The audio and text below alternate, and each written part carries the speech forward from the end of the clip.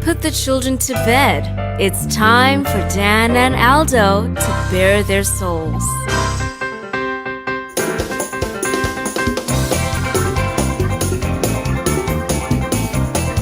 I love the Chicago Bears more than I do masturbating, and that is a lot.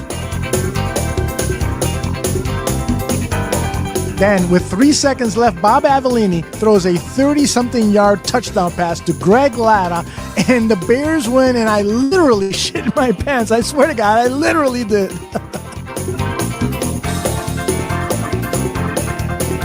Eric Kramer, for me, I love the guy. He's a tragic figure. I mean, he embodies all that is.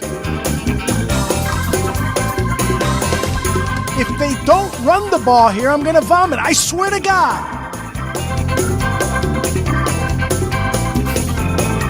Look, I don't mean any disrespect. He just didn't play that well. Not for a guy of his caliber. You know, they won, but I'm going to be miserable all week because they stunk. I don't really have any recollection of that at all, but I guess perhaps I blacked it all out. So, Dan, tape is the ultimate tool for scouts and for coaches to evaluate players, to detect plays and so forth. And they spend hours looking at tape, right? Why do they so often get shit wrong? I love the efficiency of bourbon. Ladies and gentlemen, Dan and Aldo.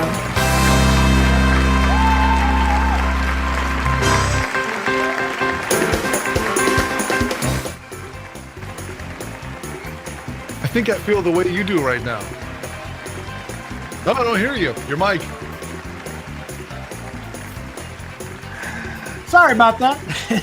Yeah, man, I don't have a voice. I'm still hoarse from the weekend.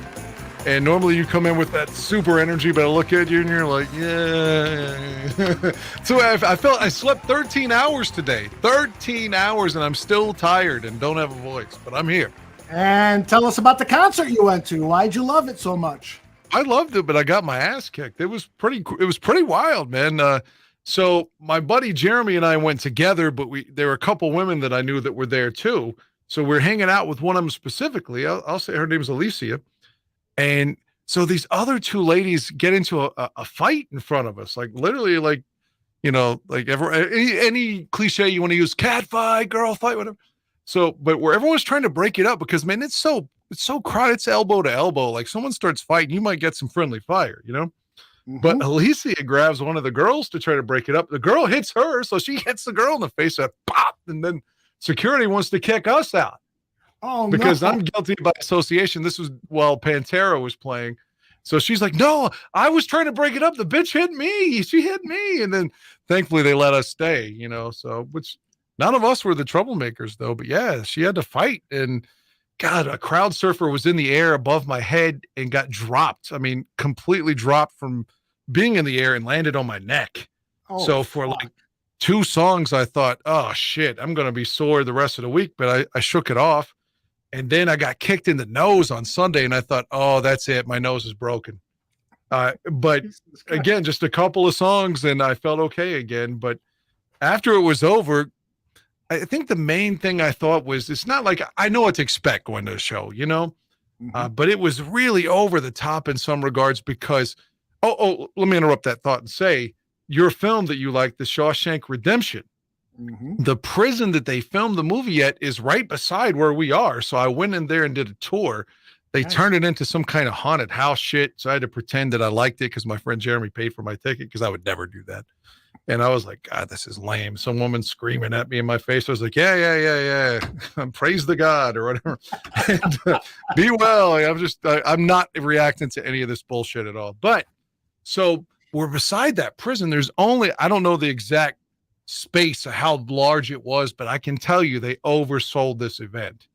They oversold. There was too many people. They estimated 25,000 the first 2 days and 30,000 the last day. and they're just the last day you're elbow to elbow to the point where you can't even really raise your arms, but there are also crowd surfers coming at you from 4 different directions. So maybe I'm getting too old for this shit. I don't know, but I think if you're at a larger venue, it wouldn't have been so bad. But yeah, I got my ass kicked, man, trying to protect women and trying to protect myself. But I'm here. I had a good time. I'm glad. I got to go back to work as soon as the show is over, and life goes on, man. So before we know it, it'll be week 1. Yep. I want to tell Heidi to stick around. In about 20 minutes or 25 minutes, we're going to have a former Chicago Bears wide receiver right here on the show. And he may end up on Heidi's Hotties list of players. We'll reveal who he is when he arrives. And Cliff says, the concert life. I remember the days standing on chairs and pushing the buddy backwards so he collapses a few rows. LOL. That is hilarious. And by the way, those 2 girls behind you on the screen, you want to introduce us to them? I'm not sure who they are, but I certainly like them. I like the left cheek and the right cheek. They're equally. Now, she's brandishing a whip. Are you into that kind of sexual action? I don't think so. I've never been whipped. I've told you this before. One of the things women are really into now, and I don't know if it's just because so many of them grew up with like porn on their phone readily available. So many women want to be choked now. And like I said, I've done it, but it's like not my thing. You know, like if it'll help me make them come, then I should do it. But it's not what I want to do. But I've never been handcuffed or like beaten, and I definitely am not going to like lick shit off of some woman's foot and call her mistress or something. If that woman was displaying the 2 cheeks on the screen, if she were to ask you to be her sex slave for a night, would you? It depends what we're asking me to do. If you're asking me to like blow her buddy or something, then I'm going to respectfully pass. If she wants to sodomize me or peg me with a toy, I might have to be like, probably not. But you never know. At the moment, you could give in, right? Maybe I would submit. I don't know. Who knows at this point? Submit is a good word. Yeah, exactly. The woman to the right, or depending on my right in reality versus my left on the screen. It depends which way you're looking at the picture. But the other woman, taller one, like a Selma Hayek kind of look. Yeah. I was. You know what I did is I actually in Google I punched in Heidi Zimmerman sex dominatrix, and these are the photos that came up. So Heidi might be having another job here. I was gonna say, hell, if it's Heidi, then maybe I would consider all these things I've been putting down.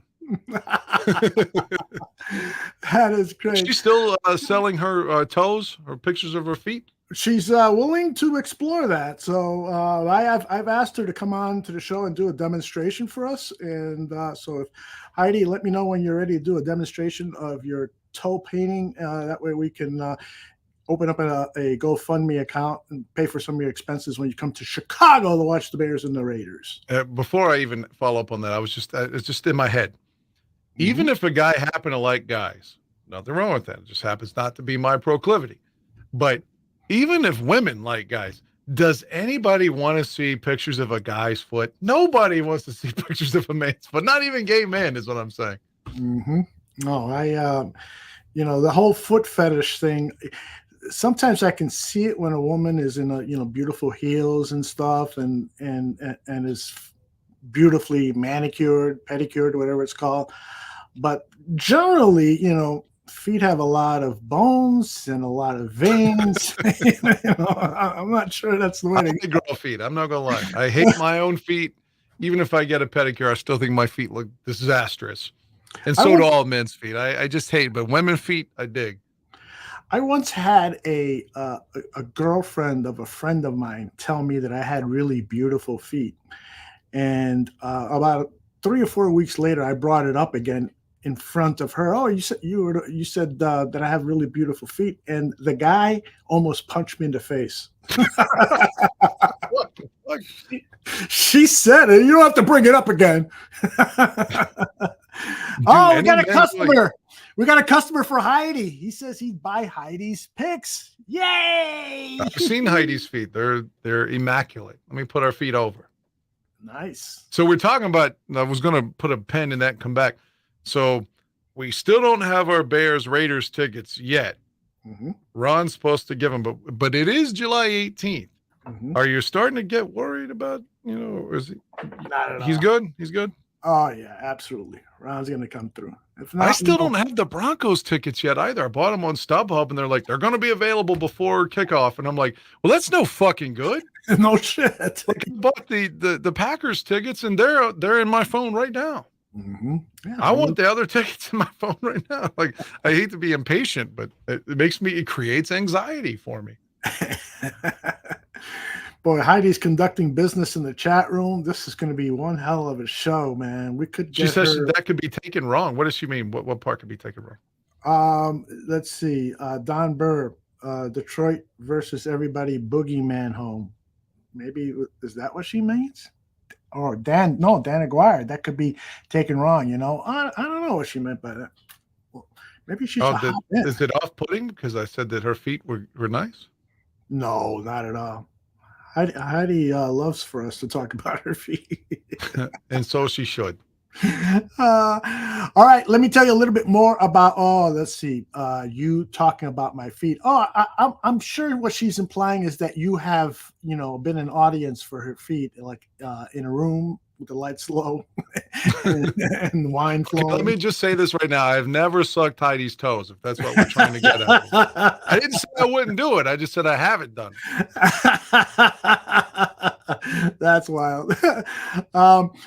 Johnny Santucci is out tonight, so I will be manning the chat room. Anything you see that says Barroom Network on, guilty. I am the one. And besides talking to our Bears wide receiver and another special guest who is joining him, and they should be here in about 15, 20 minutes, we are also going to be joined later in the show, probably at the 9:30 p.m. Central Time hour, by Jack Silverstein. He is a Bears historian, and we're going to talk about Mongo, Steve McMichael, who has been named a semi-finalist for the 2024 Hall of Fame. Now, we're going to talk about this in depth when Jack gets here, Dan, but I got to tell you, doesn't it anger you that they're waiting until 2024 to make this happen? If anyone's listened to our show, you and I specifically have been doing this together over 3 years now.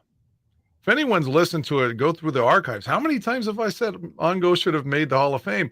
And then not because he's got MS now, not because he looks like everyone that sees him now is like, oh God, we feel bad for Mongo. I'm talking about Mongo's last year's 94 with Green Bay.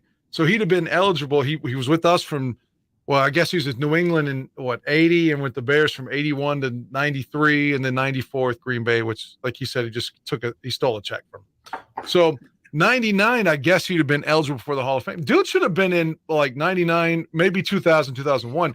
His statistics alone build his own case. Mm-hmm. And like I said, the guy's fucking cool, man. He was a wrestler after that. Ric Flair, the U.S. champion, and the Four Horsemen, and he had he's getting kicked out of Wrigley Field. He's just an awesome guy, man. He killed rattlesnakes, for God's sake. Yeah. He was a rattlesnake hunter.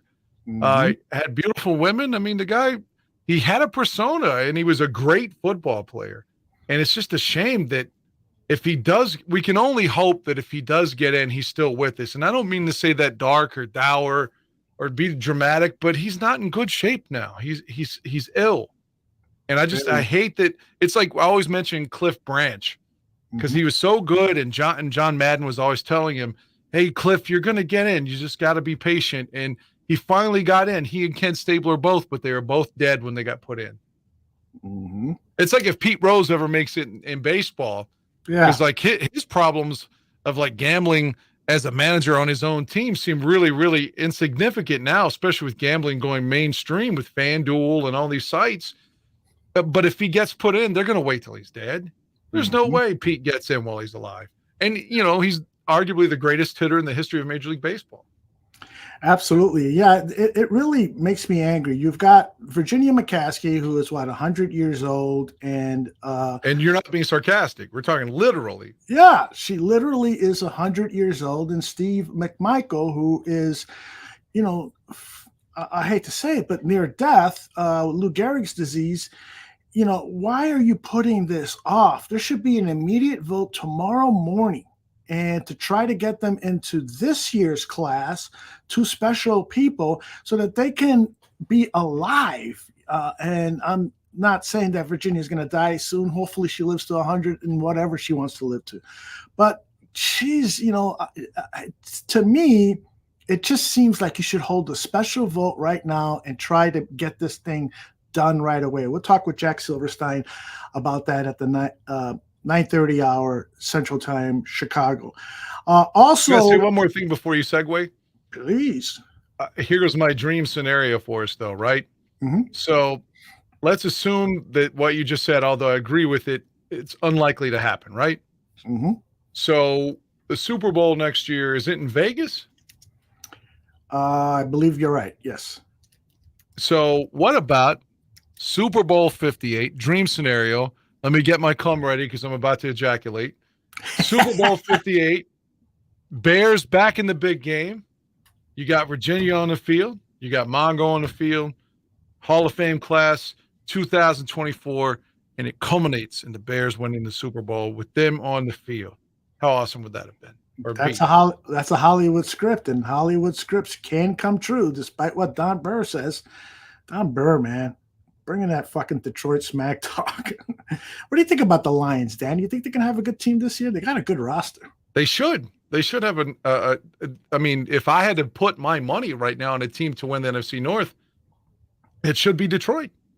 I mean, they beat Rodgers in his final game ever as a Packer and eliminated them from the playoffs. And what was more impressive about that, as you know, we were watching that Seattle-Detroit game in the sports bar after the Bears-Vikings game when we left Soldier Field. Detroit, because Seattle won, Detroit couldn't even make the playoffs. But they still showed up and played and beat Green Bay in Rodgers' final game and eliminated them. That should be enough to carry over momentum to the next year. So if I had to bet my money, I would say the Lions should win their first North Division title. I hope it doesn't happen. Hope the Bears get it from them. But they should be good. They should be good. And if they don't get off to a great start, or if they get off to a terrible start, I predict Dan Campbell will be fired by their bye week, because he's got the roster here to succeed. All the excuses are done with. He's got to know the rule book by now. He's got to know time management by now. I would say he's got a little bit more rope now, because even though he says crazy things like he's going to drown his opponents, and I don't know what the hell he's talking about. He speaks in like metaphors and analogies that don't make any sense to me. But he beat Rodgers in his final game. Like, if I'm a Detroit guy, I'm like, that's my coach. That's my Mike Ditka. Because they've never had a great coach. I mean, Wayne Fontes was there forever and did some good things. Won the division title in 91. But they've never had like this preeminently, like, who's their best coach ever? It's like, who knows, right? I mean, maybe Wayne Fontes. But maybe that's Dan Campbell now. Maybe Dan Campbell is their Ditka. Could be. On the Gabriel Talks Football show today, we had Brad Biggs on, and Greg told Brad that the biggest story of the offseason was Aaron Rodgers going to the Jets.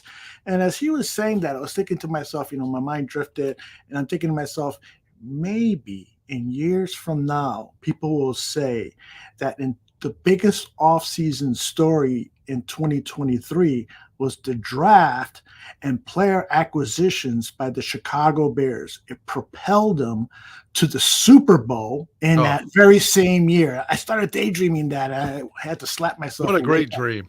A lot of wet dreams. Manifest this into reality somehow. And if I could say, I think the biggest story is Brady finally quitting is the biggest story. Mm-hmm. Yeah, that's a great point. That's a great point. Frankly, I wish he would have quit before he won the Super Bowl in Tampa Bay. But no. But he knocked Green Bay out in the championship game. Maybe if Brady's not playing, then Green Bay's got another Super Bowl. So Again, Don, I don't hate the Lions. I don't hate Minnesota. I fucking loathe Green Bay as much as the Palestinians and the Israelis hate each other back and forth. who do you hate more, the Vikings or the Lions? I feel sorry for Minnesota because they lost those Super Bowls, even though that was a long time ago now. But they're losing 4 Super Bowls. It's hard for me not to have empathy for you. Same thing as Buffalo in the 90s. And Detroit lost so much, I have empathy for them because we've lost a lot in the last 30 years. So I don't have hate for either one. I don't. I mean, of course, I want to win every time we play them, but I don't hate either one. But I take every loss to Green Bay personally, like somewhat like my cousin stealing from me. Like every loss is like, it shouldn't happen all the time, but it does. Yeah, it wears on us, no doubt.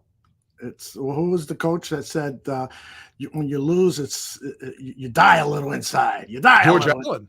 It was just George Allen. Yes. He's like, you might not die, but it does some damage to like your spleen or some shit. He's like, exactly. You die a little bit, your organs. Yeah.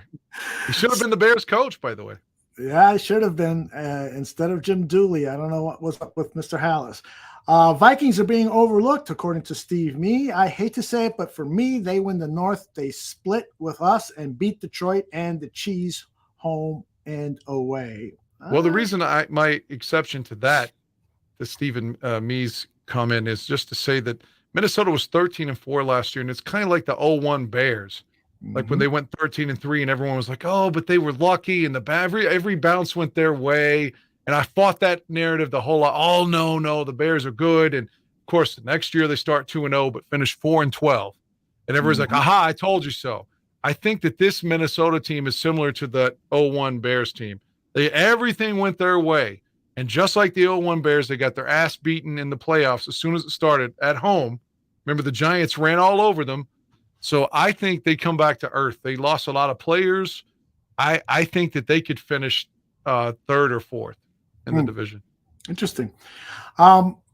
Today, also on the Gabriel show, we talked a little bit about the Bears linebackers. And I wish I could remember who mentioned it in the chat room, saying that this could be the best linebacker group since the Urlacher-Briggs year. What do you think about Tremaine Edmonds Love him. And TJ Edwards and Jack Sanborn as the starting linebackers? You think this could be one of the all-time best crews, at least maybe this century? Well, Sanborn, by the way, says he's 100%. So that's big because remember, he got hurt and was out for the year. And this is a guy that's playing on heart more so than talent. So he's got to have everything that he's got, like, to be great, So with that said, I don't know if it's going to be I don't know if they're going to be Urlacher and Briggs or even Urlacher, Warwick Coleman and Roosevelt Colvin, but I think it's got the opportunity to be a really solid linebacking core. For sure, one that could carry the defense from just abysmal last year to highly respectable this year. Okay. Our guest is backstage, one of our 2 guests. And I want to, I'm going to ask him does he want to be seen on camera? Because I noticed that his camera is off. Let me bring him in here. Joaquin, can you hear us? Yes, I can. Hey, what's going on, man? Are you going to turn your camera on, or you would prefer not to be seen tonight? Oh, not today. I've been traveling a bunch. I don't have a haircut, need to shave and all that. So I have my appointment, but I can't do it tonight. That's quite all right. Can you see us? Yes, I can. Okay. Because I'm going to put something up on the screen that you may remember. This was, and I'm asking everyone in the chat room, we still haven't identified who this is. Take some guesses as to who this is. This was your first day at camp with the Chicago Bears. You went over the middle, reached up high, made the catch nice and clean. And this can be found on YouTube under Alex Santana's. And here it is one more time. Actually, I got a couple more times. Nice high point. Grab that ball with your hands with the thumbs pointed in. Look at that cut. Beautifully done. And, of course, our guest tonight is Joaquin Iglesias. Joaquin, how are you doing? Hey, Hey, y'all. Thanks for having me on. I'm doing great. Awesome. Stephen B says you're a Bear Down legend. Well, Will Wright, who made the arrangements to have you on, should be joining us pretty soon. But let's start with you. Heidi Zimmerman, by the way, is like flabbergasted that you're on and she's not on to greet you. Heidi has a top 10 list of her hottest Chicago Bears players, and you were number 11, just outside number 10. Hey, I'll take that. By the way, say hi to Dan Aguirre, who is our resident Bears historian. He knows everything about you, including parts of your sex life. Hey, Dan, how are you doing? I'm hoarse, sir. I apologize. I was at a music festival over the weekend, but let me ask you a question right off, if you don't mind. So you're drafted in the third round. You come in the year the Bears trade for Cutler. Like, there was April 2nd. I bought the jersey like 10 seconds after the trade was announced. So I was a big Cutler guy, but that's me being in the Bears fan seat. There's so many people that called him assholes and it wasn't a good teammate. I know you weren't around him like the whole 8 years he was here, but what was your impression of Jay Cutler as a man that had a uniform on beside him? Well, first off, like when I found out that I was going there, he was there, obviously, I was excited. I mean, I came from a pass-heavy offense at Oklahoma, so I was excited. I was ready to go. He actually came out to the rookie camp the first couple of days, and he actually was one of the first people who reached out to me. So I was excited.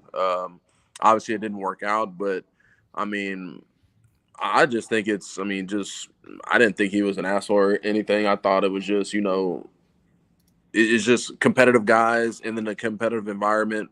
Everybody wants to win, and everybody has different ways of getting it done. So that never bothered me. I mean, because I'm sure I came off to asshole to many people before. So Well, let me ask you about the 2009 season, though. And again, I'm not trying to say anything bad about Devin Aromashodu when I say this.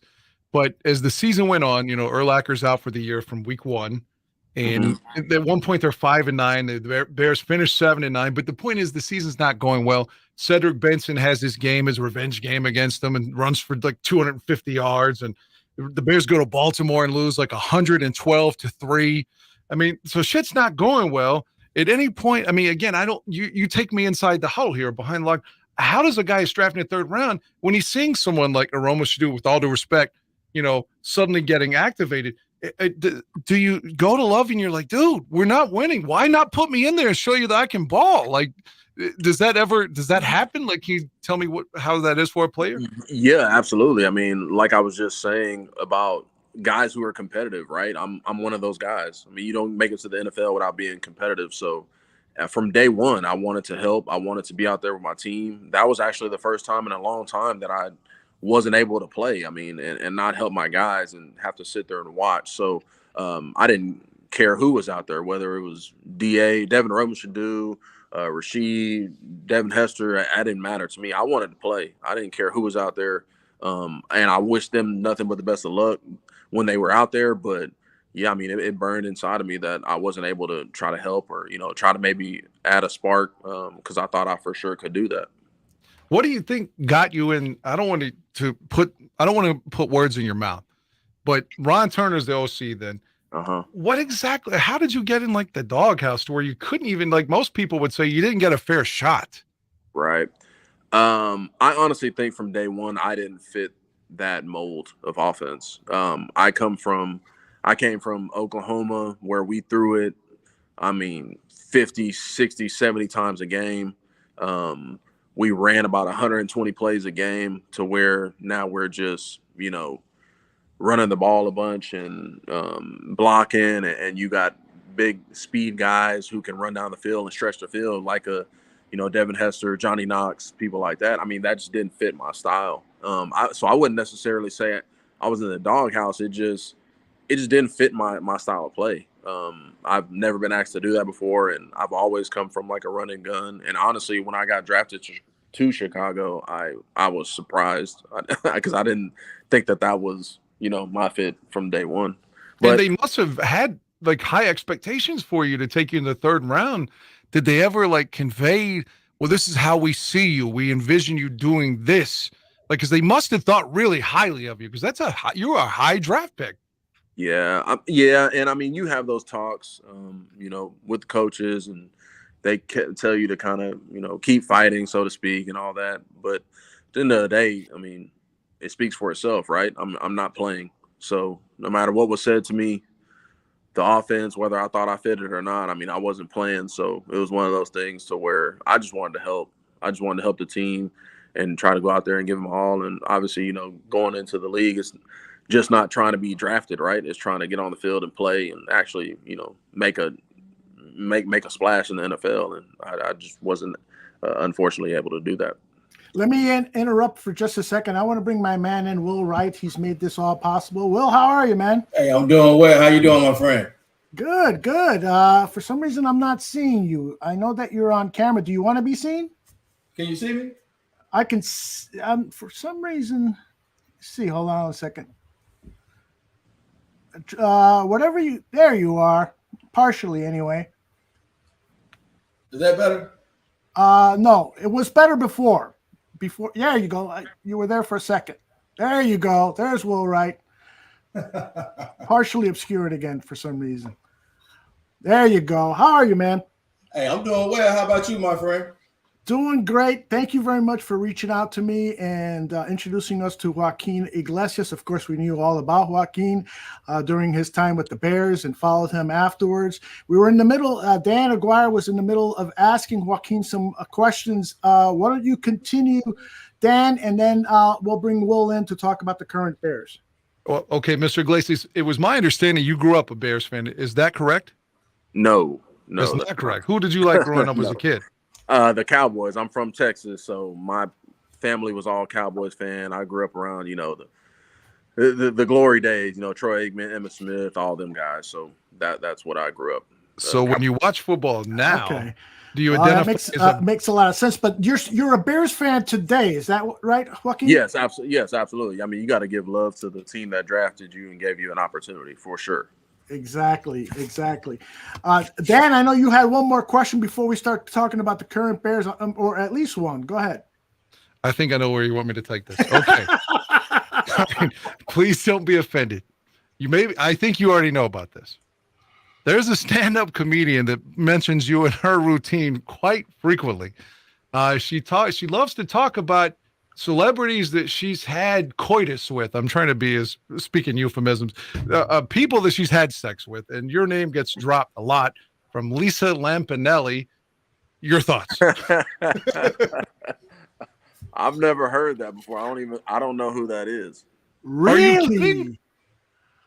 Oh my goodness, Joaquin, we got a story for you.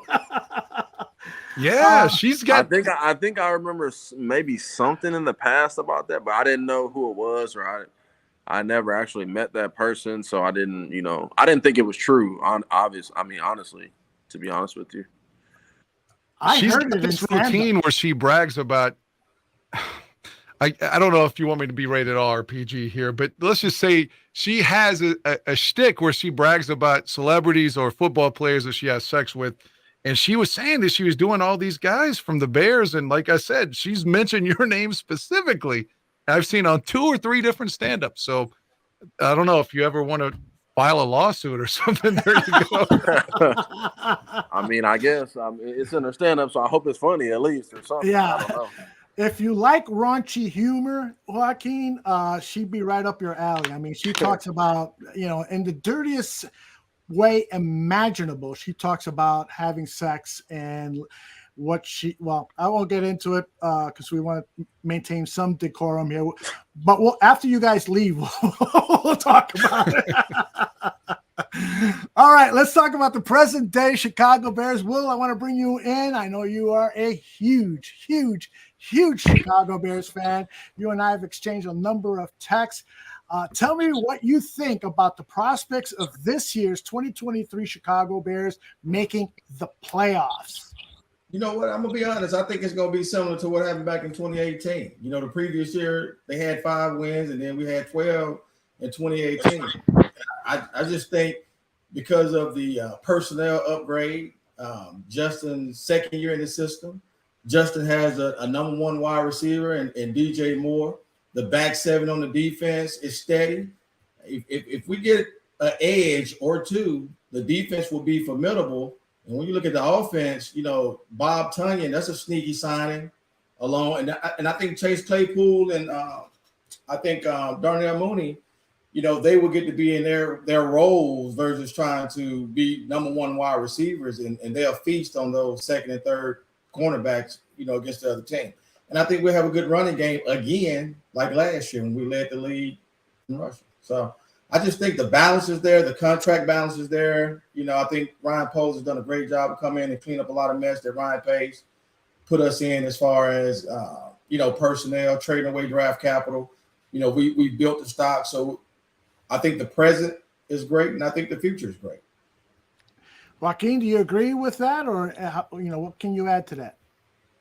Yeah, absolutely. I think it kind of goes back to my time there. It's like when you bring in one guy, right, like a Jay Cutler. I mean, it just takes time to gel together. No matter how good the talent is, it just takes time. And like Will mentioned, all those guys that you're adding to get them in the system, in the building, around a young Justin Fields, and he's in the second year in the system. I mean, it can't be anything but better, right? I mean, so it just takes time to gel, and everybody has to just fit in the system and kind of play their role, as Will touched on. Joaquin, you would have loved playing in today's NFL where the passing game now, I mean, defensive backs can't even sneeze at you. They're throwing the ball 80% of the time. Like you mentioned before, you came from a college that, threw the ball a lot. You would have feasted in today's NFL, right?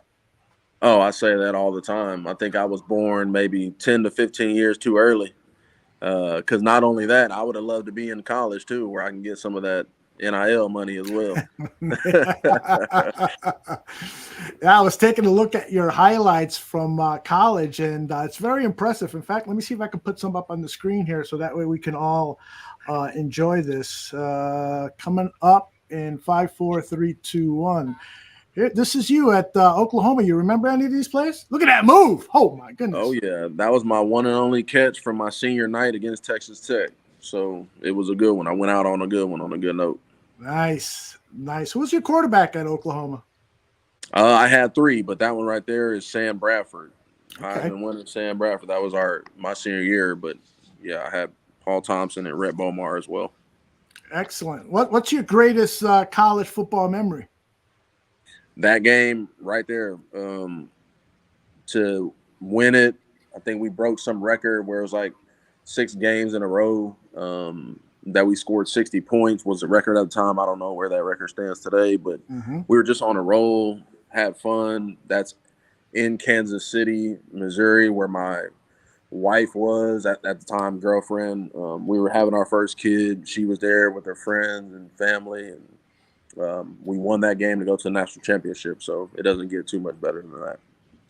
Outstanding. And Joaquin, when you look at Justin Fields today, do you have any concerns about him as a passer? No. I mean, he just fits the mold for an NFL quarterback right now. I mean, you look at Jalen Hurts. I mean, all those guys, even like guys like Cam Newton, who kind of started that trend, RG3. I mean, all those guys. I mean, that is the way of the league right now. You throw it around a bunch, you have a mobile quarterback, you're going to be all right. I mean, you can't say and they figure that stuff out, right? It's just like anything else. The more and more you get to play, the more and more you see the coverages and the defenses, the better he's going to be. So, I mean, you can't expect guys to come in from day one, rookies, and just be throwing it all over the place. I mean, the guys are bigger, they're faster, they're stronger. It's a whole different animal. It's a whole different beast. So, no, I think he'll do fine, and he's already, doing pretty good. We do a show here at the Barroom Network with Greg Gabriel, the guy who was responsible for drafting you. And Greg said you got to keep in mind that he's had 4 offensive coordinators. He being Justin Fields has had 4 offensive coordinators in his last 4 years. So last year it was Getsy. The year before that it was Nagy, and so 3 actually. And then at Ohio State, his 3rd. So finally, in his 4th year, he will have a back-to-back offensive coordinator. Tell me how much of a big difference that makes, Joaquin. Oh, it's tough. I mean, you got to basically start all over. I mean, I dealt with some of that same stuff in the beginning of Oklahoma, and then you see what happened, by the end of Oklahoma. And the same thing being from team to team and different offense coordinators. And I mean, it's tough. I mean, you got to drop all terminology. You got to use different terminology. I mean, it's tough. And then you're already playing a game that you have to make a lot of quick decisions, on the fly and on the go. So if you just add another layer to it where you're learning a new offense along the way as well, I mean, it just makes it harder for everybody. So, and what people don't think is just on the offensive side, when you have an offensive side of the ball that's constantly thinking, learning new terminology, it doesn't help the defense either in practice, where it's constantly being stopped, practice is being stopped. You're trying to explain and learn. Well, the defensive guys are trying to fly around. They're trying to react and get ready. So, I mean, it affects your whole team. So, but he'll do fine, especially with having that second year up under him. He should do even better than he did. Well, what, if any, concerns do you have about Justin Fields entering year 3? I'm going to be honest. I don't really have any. If the line gels, the biggest issue I had was you can't have a Ferrari, but, put it in with a bunch of Ford Fusions and Tauruses. So speed up his process. I think that'll happen more because he trusts his receivers now. If you got and don't get me, there's nothing wrong with Equanimeous St. Brown and Dante Pettis, but Joaquin in today's time would have been a number 1 receiver on that depth chart last year compared to what we had. So when you're looking at these guys, the inability to get separation, the inability to go to a 3, 5, 7-step drop without a defensive tackle or edge in your lap, you got to look at every aspect of giving him the resources and the time to have the precision to accomplish what we want him to accomplish as an NFL quarterback. Everybody calls him a running back.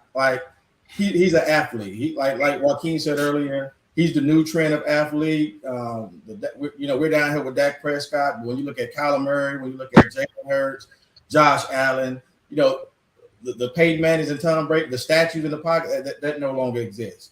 So if you give him the resources, which I think Ryan Poles has done, I think the sky's the limit. We're looking at a top 5 offense. I'm going to predict and forecast that right now. Could I ask Joaquin another question quickly? Sure. You could ask as many as you want. Well, and I'm not trying to lead him into an answer because I don't know what his answer is going to be. And I'm not trying to imply he should be angry or he should be upset or he should be depressed. I'm not saying any of these things, but I don't know what your answer is, sir. It's been 14 years now. And we can all sit here and not placate you and say you were better than what you were able to represent on the field. We know that. We've seen your tape. We just watched it.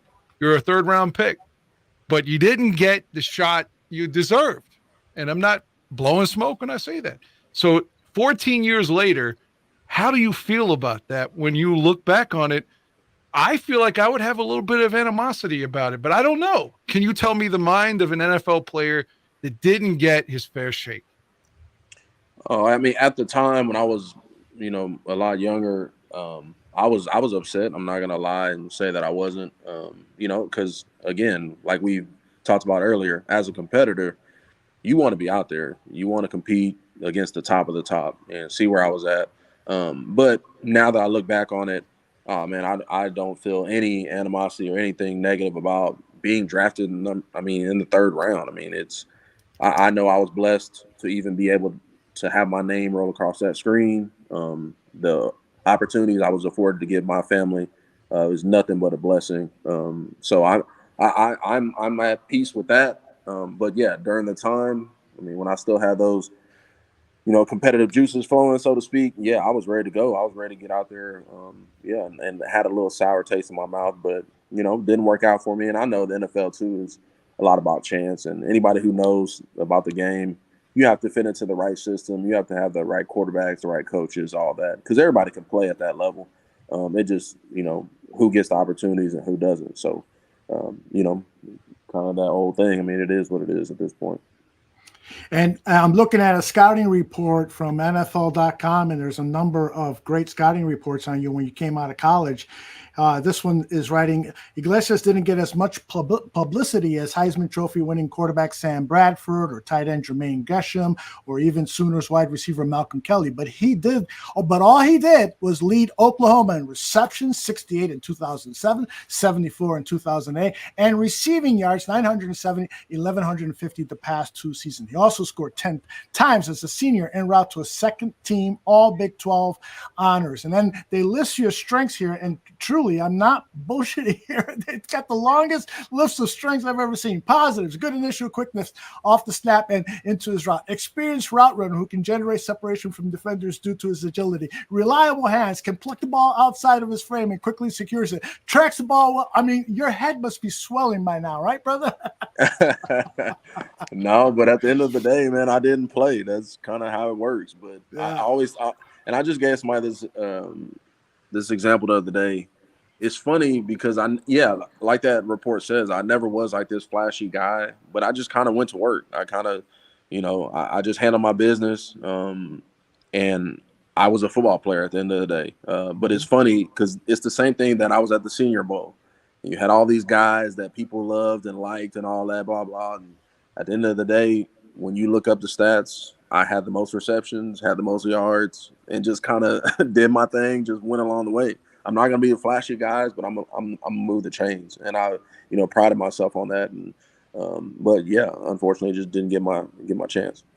Do you think that your story is something that happens to a lot of NFL players, talented ball players who've proven themselves at the collegiate level, but because whatever, an injury delays their ability to get to camp, or because the team that drafted him isn't running the kind of system that is appropriate for that player? Do you think that there's a lot of stories like that? Oh yeah, absolutely. I mean, because at the end of the day, no matter how many talented guys you have, you only have 11 on one side of the ball. So it's only 11 spots.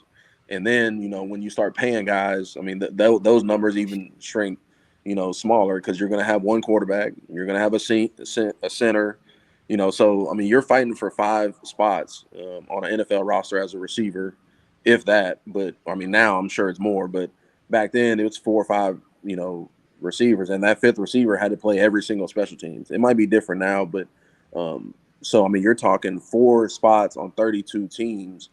I mean, that's 128 guys. So out of millions and millions of guys who play, and then you start taking away some of those numbers because you have guys like when I played Calvin Johnson, Larry Fitzgerald that are going to be there forever. So, I mean, that number dwindles. So it's I mean, it's a game of chance. I mean, you make it to the NFL, but that's just the beginning. I mean, you got to still fall into the right system. You have to have that team, I mean, that chemistry with your quarterback, with your coach, with your receiver coach. I mean, a lot of stuff has to go right besides just getting your name called across the screen. Could I ask one more question? And I'll stop stealing my time here.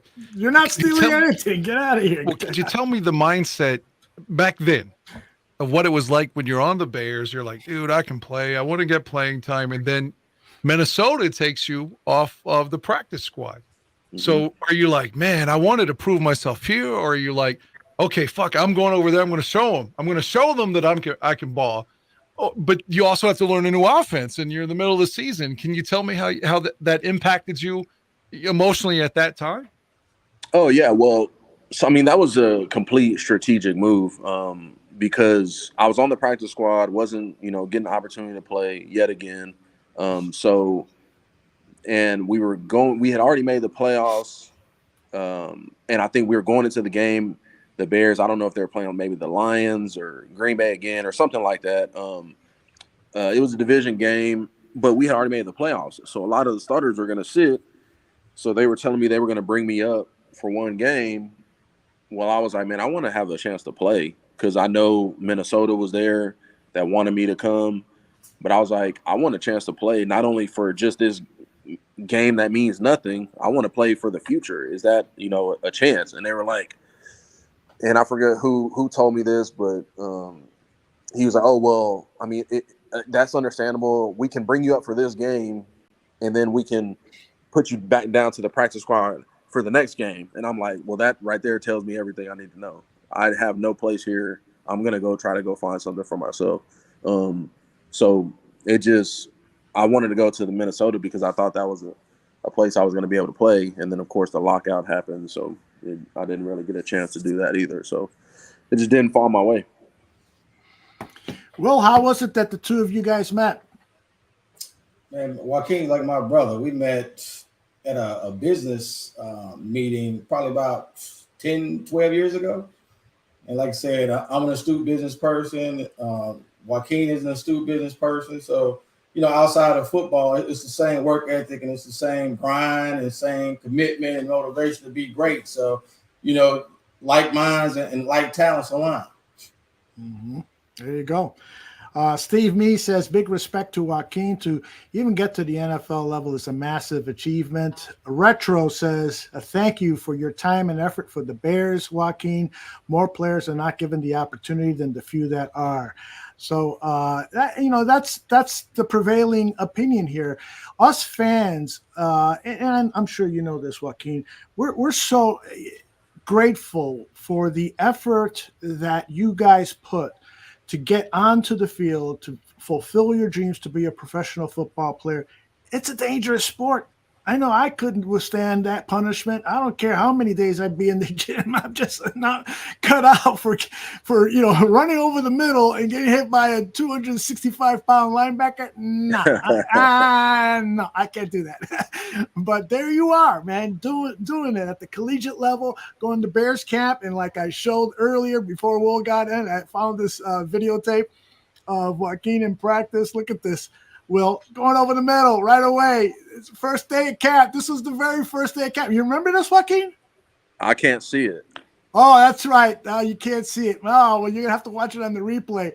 But I edited it together 3 times, one in slow motion, one in super slow motion, and you're going over the middle on an inside pattern and reaching up high for the ball and making the catch.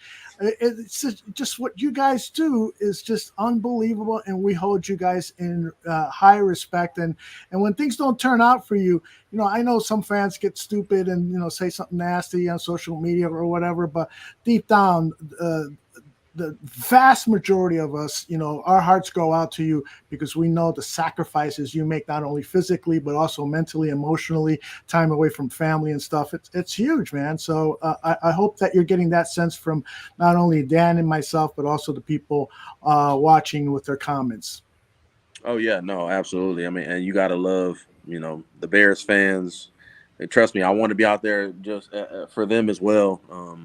And there's nothing like walking out to training camp down there, and I mean, just having all those Bears fans, and you see Bears fans everywhere. They're one of the most loved fan bases of all time. So trust me, I want to be out there just as bad as some of them wanted me to be out there. But hey, that's kind of how it goes. I hear you. Let's see. Swanky says, Iglesias, man, I had your rookie card. Now, let me ask you this, Joaquin. Is the one that you can't see the screen. I put up on the screen it has to be your rookie card. It says rookie premiere. Yeah, the rookie premiere. Mm-hmm. Yeah. How did you pose for this, man? They stretched you out. Yeah, it's a mat down there. They don't just have us jumping out there on the grass. And so at the height of your leap, you look at the camera and smile. That's pretty awesome. Yeah. Oh, yeah. You got to do that about 30 times. Yeah. So that was a cool experience, man. That was cool. But it's stuff like that I take away from it. It's not, obviously I wanted to play and all that, but sure. Some of the cool experiences that I got to do. I mean, going out there with some of the guys now that I was at that rookie, premiere with. I mean, it was cool. I mean, and the Senior Bowl and guys like BJ Raji, and he ended up winning a Super Bowl like not shortly after that. So it was cool, man. You shouldn't have brought him up. Hey, guys, before we get you out of here, championship game. So much for spending time with us. I want to get your guys' thoughts on the 2023 season. I know predictions are a dime a dozen, but I would like to know what your expectations are for 2023. Give me a one-loss record and, one bold prediction. Whether it's Justin Fields being MVP or something like that. I'll start with you first, Will. Well, I'm gonna predict a 12-5 season, and the bold prediction: Justin throwing for over 4,000 yards. Nice. The first quarterback in Chicago Bear history to throw for over 4,000 yards. I like that. What do you got for me, Mr. Iglesias? Ooh, wins, losses. Joaquin, you still with me? Yes. Can you hear me? Did we lose him? No, he's here. Can you hear me? Yeah, I think we lost him. No, he's here. He's here. I can hear him. It said I was muted. Oh, why can't I hear him? Can you hear me? You hear him, Dan? Yes. Can't hear Dan either. I'm talking. It's the Will and Aldo show now, man. Yeah, can you hear me? Dan, leave and come back because I can't hear you at all. Something's weird. I'm here. You can't hear me? I can hear Dan. I can hear you. I can hear Joaquin. Yeah, I can hear everybody. Yeah, I can hear everybody. 2 users in stream with audio only. Yeah, okay. Let me see here. What am I doing? Oh, I know what I'm doing wrong. My bad. Can you hear me now, Aldo? Yes, it was my fault. Before he tells us his prediction, I just want to say, I wish he wouldn't have brought up BJ Raji, though. That interception, I guess Caleb Haney was in. That pick six in the NFC Championship game against the Packers still is like a fucking nightmare for me. It was one of the worst games of all time. Even though the Bears lost 21-14, just awful. It's an atrocity.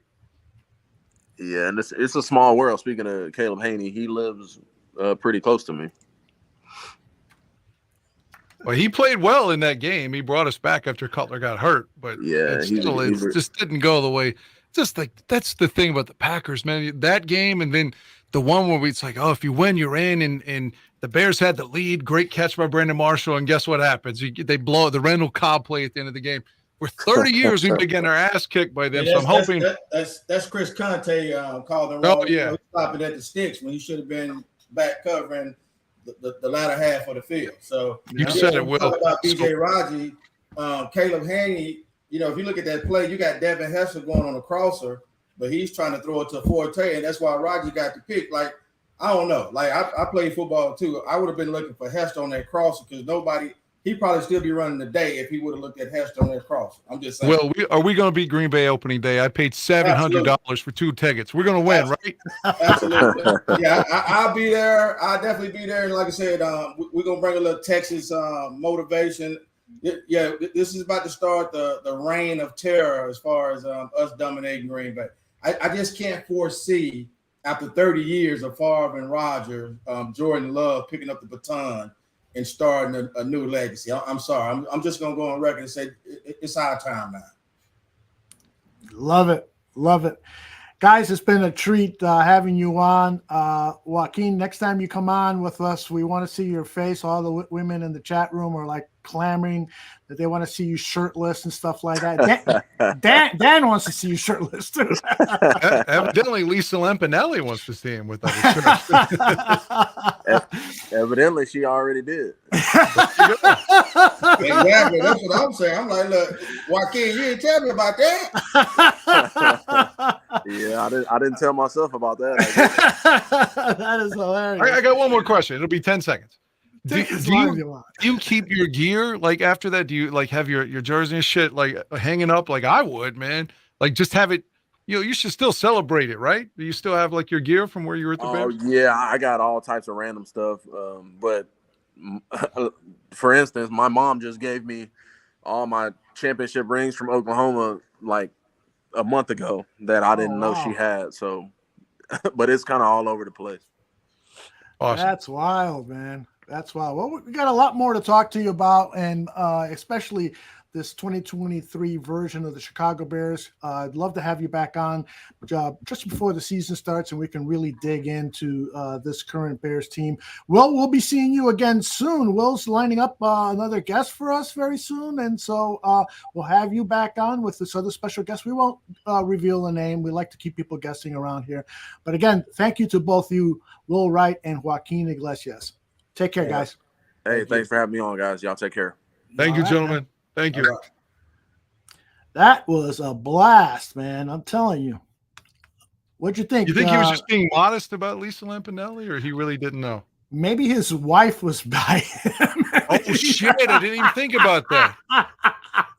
Fuck, what if he was married when... Oh, my God. I feel like an asshole now. Don't feel like that. She's going to be like, now, what the fuck was this all about? Oh, I don't know. Some crazy white bitch who said she had sex with me. I don't know anything about it. That's hilarious. I kind of like I was nervous going into it, not about the on-air execution, because I don't get nervous about that. That's my career, you know. Right. But I was nervous. I wanted to show him the proper respect, but not seem like I was like kissing his ass either. But the things I kind of asked him is like, I always thought in my head I wanted to talk to Cade McNown for some reason. First round pick from the Bears, as you know, quarterback from UCLA, didn't make it. And those are the kind of things I'd like to have asked him, because he had this, you know, at the time, a mindset of he was this arrogant, was an asshole. Not saying Joaquin was. I'm just saying, but like, how would you feel about that now? Because your career so long ago. How do you feel about it now versus then? And what was it like to have it? Because again, we're fans. We didn't have that dream come true, but they did, but then it didn't play out the way you wanted it to either. So I really wanted to ask his mindset, but also be respectful of it, you know, because you don't want to be like, dude, man, some people say you suck, you know, fuck, you don't want to say stupid shit like that, you know? Yeah, you know, it's interesting because it really is a fascinating career that he's had. And I asked him that question, does that happen to a lot of players, guys who have had great collegiate careers, and then for some reason they get drafted by a team that's not suitable for them, blah, blah, blah, whatever the excuse. And, you know, it really is a shame that this guy, who was such a prolific pass catcher and is getting all these glowing reviews from from analysts, experts, and clearly Greg Gabriel liked him enough to draft him in the 3rd round. It's a shame that wasn't all better constructed. You know, make sure that you're bringing him in and you've got a plan for him, you know, and having some patience with him if he doesn't get off to a quick start. And you know, back then, I think the Chicago Bears organization was under a lot of pressure to win now. There was the big, massive trade for Jay Cutler, of course. And so they were, I think, frantically looking for answers, and they may have acted a little too quickly when they allowed Joaquin to leave. You would have thought that like Mike Martz would have looked at him and said, oh, we can play with this guy. Mm-hmm. Like, again, if he didn't fit the Ron Turner mold of trying to pound Forte and use Des Clark and Greg Olson, and obviously by the next year we don't even want Greg Olson. Well, he played one year with Martz, but then they ship him out because they want it to be, you know, the 99 Rams and throwing the ball all the time, which again is conducive to his talent. So you would have assumed that Mike Martz would have wanted him to stay. Yeah, exactly. Very, very bizarre. But that's been my complaint with the Chicago Bears organization for decades now is, you know, there wasn't that leadership at the top that had a plan, and it was perfectly detailed. You know, why would you bring in Mike Martz if knowing he doesn't like to throw to the tight end, and knowing that you've invested heavily in a pass catching tight end, Greg Olson? I don't know why you can't have both. I don't. It's like I say this in the car with my friend Jeremy at this concert. This is not me trying to be funny, but I think it is kind of funny. In the homosexual male world, it seems like everybody's either I'm a top, I'm a bottom. But like in the heterosexual world, like, dude, I love to eat pussy and I love to be blown. Why can't you be both? You got to be one or the other. So having said that, why can't you throw the ball to wide receivers? And oh, by the way, we have this badass tight end named Greg Olson as well. Why can't you have both? Exactly. Like, why does it have to be one or the other? You know, the Mike Martz persona has taken a huge hit since he left the Rams. And you gotta wonder, you know, was he just like a one-hit sensation? You, Dan, probably can name a number of bands that had a one hit, and then sure, Name me a couple. Martz didn't win the Super Bowl as the coach. They went and lost. He won as the OC for Dick Vermeil. That's something else too. Right. And a lot of people felt like Vermeil was useless. It was Mike Martz's offense. Like a lot of people thought Buddy Ryan was the coach of the Bears in '85 and not Mike Ditka because it was the defense that won that Super Bowl. I disagree with all that. Vermeil's a fucking great coach.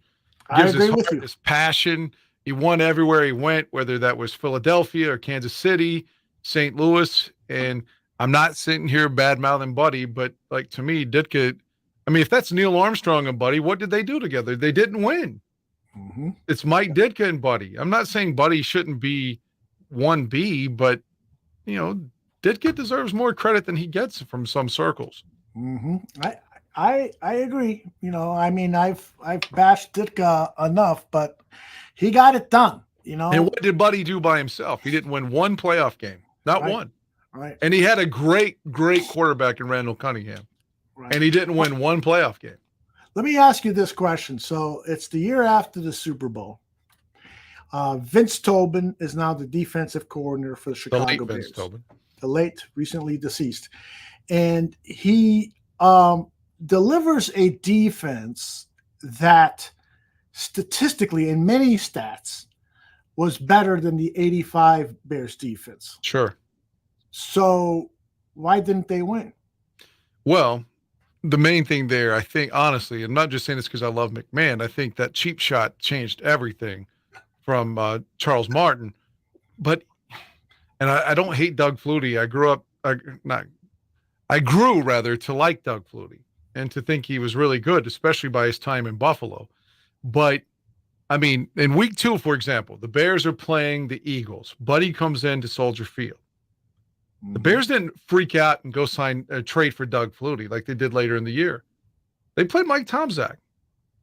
Jim McMahon got hurt in that Cleveland game in the opener. He played the majority of the game, got the win, but the next week they just wanted to rest McMahon, and they played Mike Tomczak.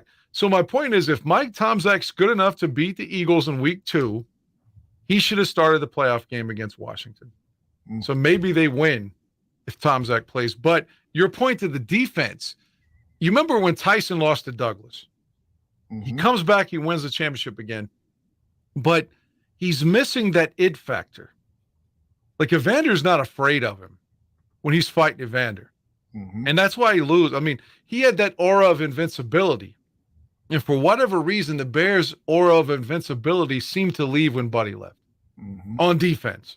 Even though statistically the 86 team is better than the 85 team statistically, but they had that it factor, that intangible of, oh my God, we're playing the Bears in 85. You're going to get your fucking head knocked off. And I don't know, I think it's maybe where he doesn't blitz as much, but it just felt like the defense lost a little bit of that intimidation factor by the next season. Yeah, do you agree with that? Point. Yeah, I definitely do. It was a more robotic style of defense that Tobin ran, as opposed to Buddy Ryan letting the players go wild. I mean, it was, he opened up the gates and let these Dobermans out, and where Tobin wanted things more structured and more contained. Both had great success, but go ahead. I think if Buddy's there in 86, let's say for whatever reason Buddy's still there, and it's in the playoff game against Washington, because Washington had good wide receivers. We can't take anything away from Art Monk or Gary Clark or Ricky Sanders. But if they're eating our guys up and we can't cover them, like Buddy's just like, all right, then, well, Jay Schrader's going to get his dick knocked on the turf all day. If we can't stop the pass playing man-to-man, we're going to come in and just knock him on the fucking ground. And the Vince Tobin defense couldn't make an adjustment. Jay Schrader had talent, don't get me wrong, but was never the guy that was going to win the Super Bowl. So, I mean, he's not the franchise quarterback. And he had the best day of his career against that defense at Soldier Field in the lights in the prime time, and had the game of his life, and we could do nothing about it, like a poor, pitiful giant, just sitting there, unable to get pressure, unable to do anything. If Buddy's there, he finds a way to hit that motherfucker. True. What do you think about what Steve says? Matt Nagy could have done what Ditka did if he had Buddy Ryan running the defense. No, Matt Nagy's like too fucking. Like, to me, Nagy just wants all the credit and is trying to be smarter than everybody and coming up with the way he would play Madden. What plays would he call on Madden? And it doesn't translate to real life. And I honestly believe, although Ditka did the commercials and stuff, you know, do you really think if they won the Super Bowl and Ditka didn't get an enormous amount of credit, that honestly, when he went to bed that night, he would have cared? He would have just been happy to win, I think. Now, I know he's got a persona on TV with Johnny Morris and with commercials, the Iron Mike thing. But at the end of the day, if Mike wins, I think Mike's happy. Nagy wants to win because of Nagy. Like, let's just say Andy Reid resigned after next season. He just says, I've had enough. I've won a couple Super Bowls. I want to fuck my wife. You know, whatever. But Andy Reid or Matt Nagy, if he takes over, he wants people to think he's the reason Mahomes is having success. He's not going to be happy with winning because Mahomes is great. He wants to say he's making Mahomes better. And I think that will hold that team down. He's got a huge ego, and I don't know why. What do you think about what Steve says here? Rex Ryan would have made a great Bears coach, son of Buddy, and he had a foot fetish like most of us here. By the way, where's Heidi? Well done, Steve. You know, David Kaplan wanted Rex a few years ago. He was pounding the desk for it. Rex had weird veneers to me, like his teeth were too white or something. But beyond that, obviously I'm kidding. But yeah, I mean, Rex, maybe if he did get the break, maybe he did have that sort of persona and attitude that the Bears fans would have loved if he won. Yeah, I remember. What about the other one with the long hair, the other brother? Oh, yeah, there was some controversy with him, and I think he's been blackballed. I don't think he's allowed. I'm just saying we'd love the long-haired fucker too. I don't remember his name though. Both of them had great personalities. Exactly. Rex and Ron, wasn't it Ron Ryan? I can't remember his name. I see him in my head.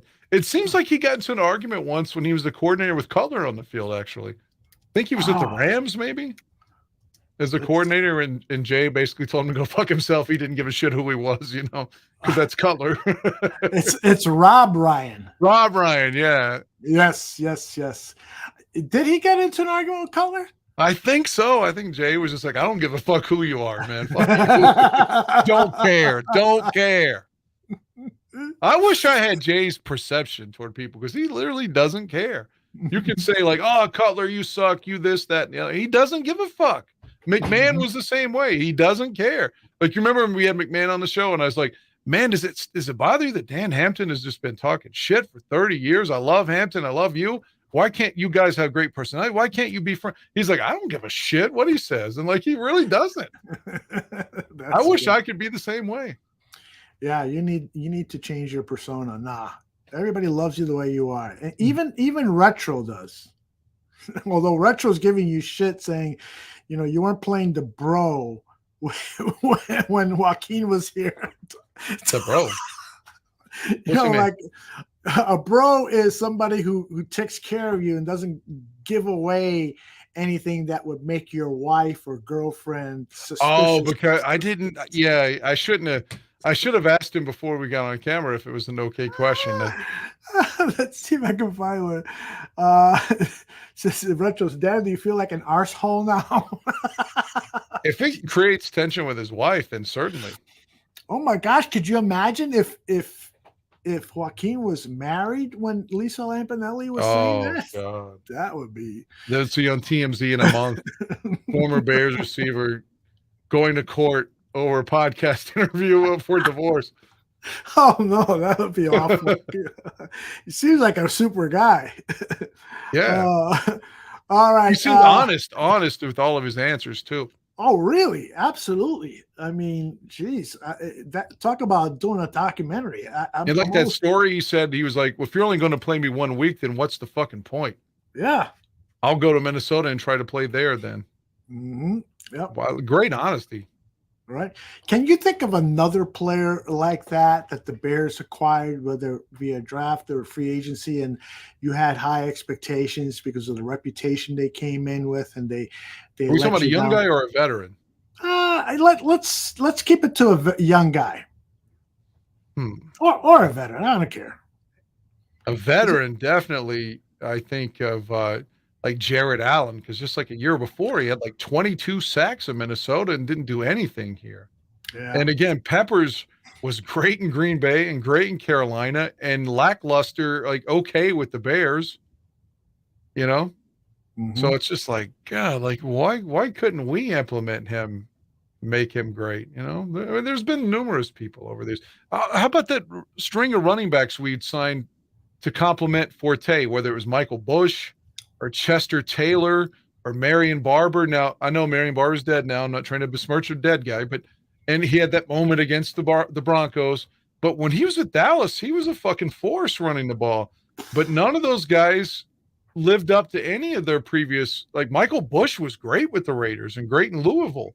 By the time he got with the Bears, like it was just like, well, he forgot how to play or something, you know, like he suddenly can't. Yeah. So a lot of those were Chester Taylor. He scored a touchdown in the playoffs against Seattle for us, but he was really good in Minnesota, but we didn't utilize any of those guys right. What was your level of disappointment with Adam Shaheen? Oh my God. I don't know if I had high expectations for him anyway, but yeah, I don't like throwing around the term bust when we're talking about people and their family, their livelihood, their feelings, because it's such a word that you use that's so negative. It's like almost like pedophile. It's like you're a bust. But Adam Shaheen was a bust. I hate to say it. He was fucking awful.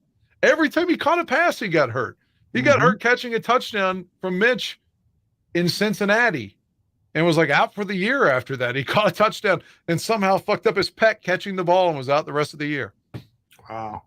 Crazy. It's always hurt. How about Kevin White? Kevin White is the poster boy of that.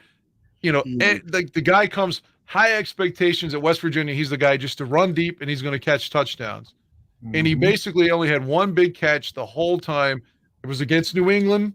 Last play of the game, Mitch throws a Hail Mary. We're down 7, and he catches it and he comes a half yard short of tying the game.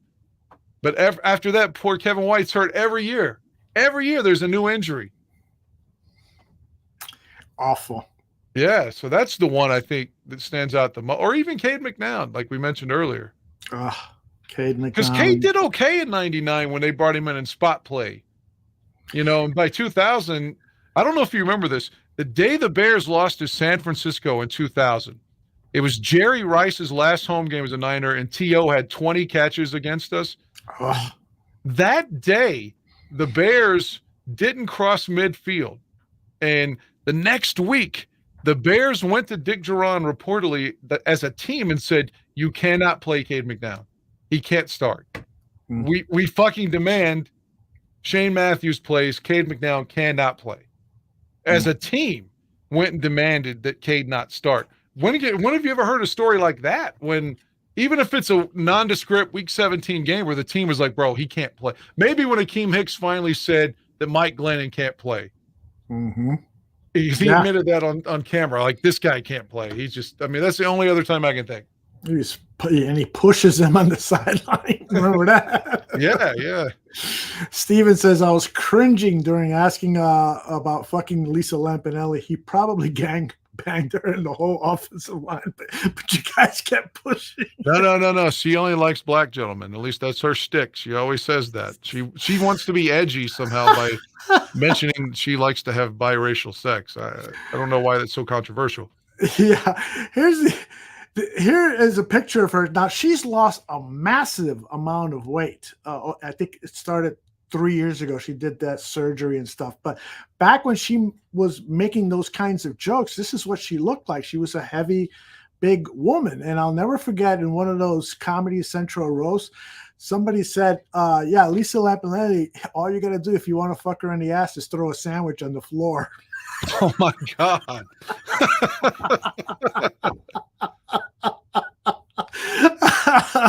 Well, that's the kind of humor that I particularly like. That's wow. That's terrible. All right. We are about 10, 15 minutes away from Jack Silverstein joining us. I hope he didn't hear what we were just talking about. He said he'd join us as soon as the kids fall asleep. And so I hope he hasn't been listening in. He's like, they were talking about sodomizing a woman in a sandwich. I think I'm skipping this interview. Yes, I thought we were talking about Mongo. Cliff says large women try harder. They give great sex. Have you found that to be true, Dan? I mean, there's so much that goes into it. Whether the woman's, I don't care if the woman's a size 0 or size 20, man. I mean, I like women. So it's like breast. I like A cups, and like, how big are those again? I like them all. So, but it just depends on chemistry. You might be with a 00 size lady and have no chemistry, and her ass bone just keeps hitting you and hurts you. But you might be with a lady that's a size 20 and think, God, this is the hottest shit I've ever been with. So, I mean, there's no way to answer that. I'm totally with you. It's more about chemistry than looks, and somebody can have a certain type, but then they meet somebody and you're just hitting it off, and there's this aura and this is sexual energy, and end up being married, for 30, 40 years. So yeah, or you could be one of the people that get married and sadly don't have sex for 30 or 40 years. That's right. Wow. You remember Dwayne Bates? Yeah, of course. A lot of people bringing him up. It says the only difference is Bates went to Minnesota and got to shine next to Randy Moss. He caught a touchdown from Jim Miller, I remember, against the Lions in week 16 of 01. It was right before we beat Jacksonville. Yeah, he caught a touchdown in that game in the Silverdome. Yeah. Cliff says, beautiful women seem to think, what are you going to do for me? I'm beautiful. You find that to be true, Dan? I think, especially with younger women, there's a little bit more entitlement. But grown-ass, mature women, I don't think that's true. Yeah. Yeah, I mean, I think there are certain people. There are guys that are that way too. Good-looking guys who think their shit doesn't stink, and they're God's gift to women. Get the fuck out of here. And there's some women who think, that they're God's gift to men. Get the fuck out of here. So fortunately, I have never run into a woman who felt that way, because I repulse all of them. Okay. What else is going on in news? There was something that I wanted to bring up regarding sports media, and I forgot to pull it. Darn it. We talked about all the departures over at ESPN, right? Yeah, we talked about that last week. Okay. I wonder if they've decided if WGN's going to bring Obradovich and Hampton back this year. Has that been announced yet? No, there's been no announcement on that. But apparently, Skip Bayless is actively pursuing a co-host for the replacement of Shannon Sharp. You heard that Shannon Sharp has left that talk show. Yeah, so I'm trying to remember who he publicly went after to try to get as a co-host. I think it was somebody from yesteryear, but I got to think that it's probably going to be somebody who's just left ESPN. Well, like Keyshawn or something? Yeah, like Keyshawn. Don't you think Keyshawn would make a great, debate partner? I don't. Again, it's almost like we were talking about fucking. I mean, it depends on the chemistry of the two. It's just like, why did Shannon Sharp fail in the studio when he worked for CBS? Because he's such a great talker, like a shit talker when he was a player and stuff. You think, oh, he's going to be great in the studio, but he kind of sucked on CBS, but he shined with Skip Bayless. Yeah. So it's almost like what we were saying with Joaquin. Like, you got to be in the right system, the right time, the right coach, the right plays. It's a lot of luck. Sometimes it's hard to even, because you look, everybody's talented. Like you said, everybody's got skill. Nobody's there that just sucks. So even as fans, we think they suck. Right. Like I'm sure I've said numerous times on here, oh, Velus Jones, bust. He sucks. Oh, Dante Pettis, he sucks. Oh, no, he's got to go. But, compared to, remember a few years ago, it was an NBA, I forget who it was, one of the 11th men on the NBA, like the Bulls bench or something, they got into an argument, and the dude schooled like some guys that were supposed to be good at the park. You know what I'm talking about? It was somebody that was like a white guy on the bench, like the 11th man, who everybody was saying was so bad and stuff. And these guys that were great at the park that weren't professionals, like he went out and schooled their fucking asses. And they were supposed to be like these park legends, and he just like humiliated all of them. It was like 2010, 2011. I forget who it was now. Yeah, I don't remember that. But the point is, the worst guy. Oh, wait a minute. Englewood says Scalabrini? Yeah, maybe. It's like the worst guy on the NBA bench is still better than anybody you can play with. It's better than anybody you think you know at the park. I would hope so, right? Yeah. Absolutely. I've played against some good Sandlot players back in the day, but nobody who could approach NBA level. I played with guys who played a little college ball and stuff, but there's a huge difference. These guys who play professional basketball, as you know, Dan, they're the speed. Even the big guys who move slow, move a lot faster than I do. That's for sure. Right. Gosh, were you a basketball player? You got the height. No, I mean, I played, I was decent enough to fuck around at school and things like that, but I never had lateral movement side to side enough to be any good at defense. I was just your typical big guy that could, he's open, he can hit the jump shot or whatever. I feel like I could go to the free throw line and at least go 80% for sure. But nobody's guarded me. You know what I mean? Like, I'm not going to do anything at the double team. I'm not Olajuwon.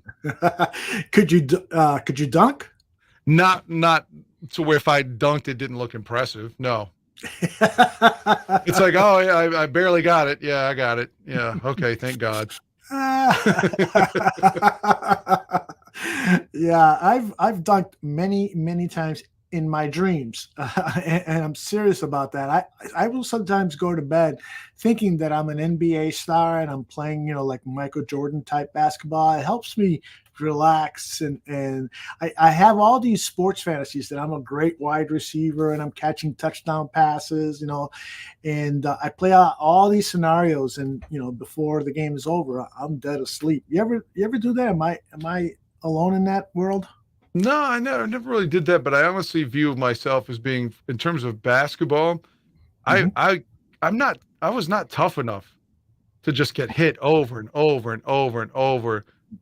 He mentions Lambeer, like, yeah, I might better just pop up and hit, because Bill was a good shot, good 3-point shooter. Yeah, I mean, I'm not Bill Lambeer by any stretch, but I'm just saying, but I couldn't play roughhouse like Bill either.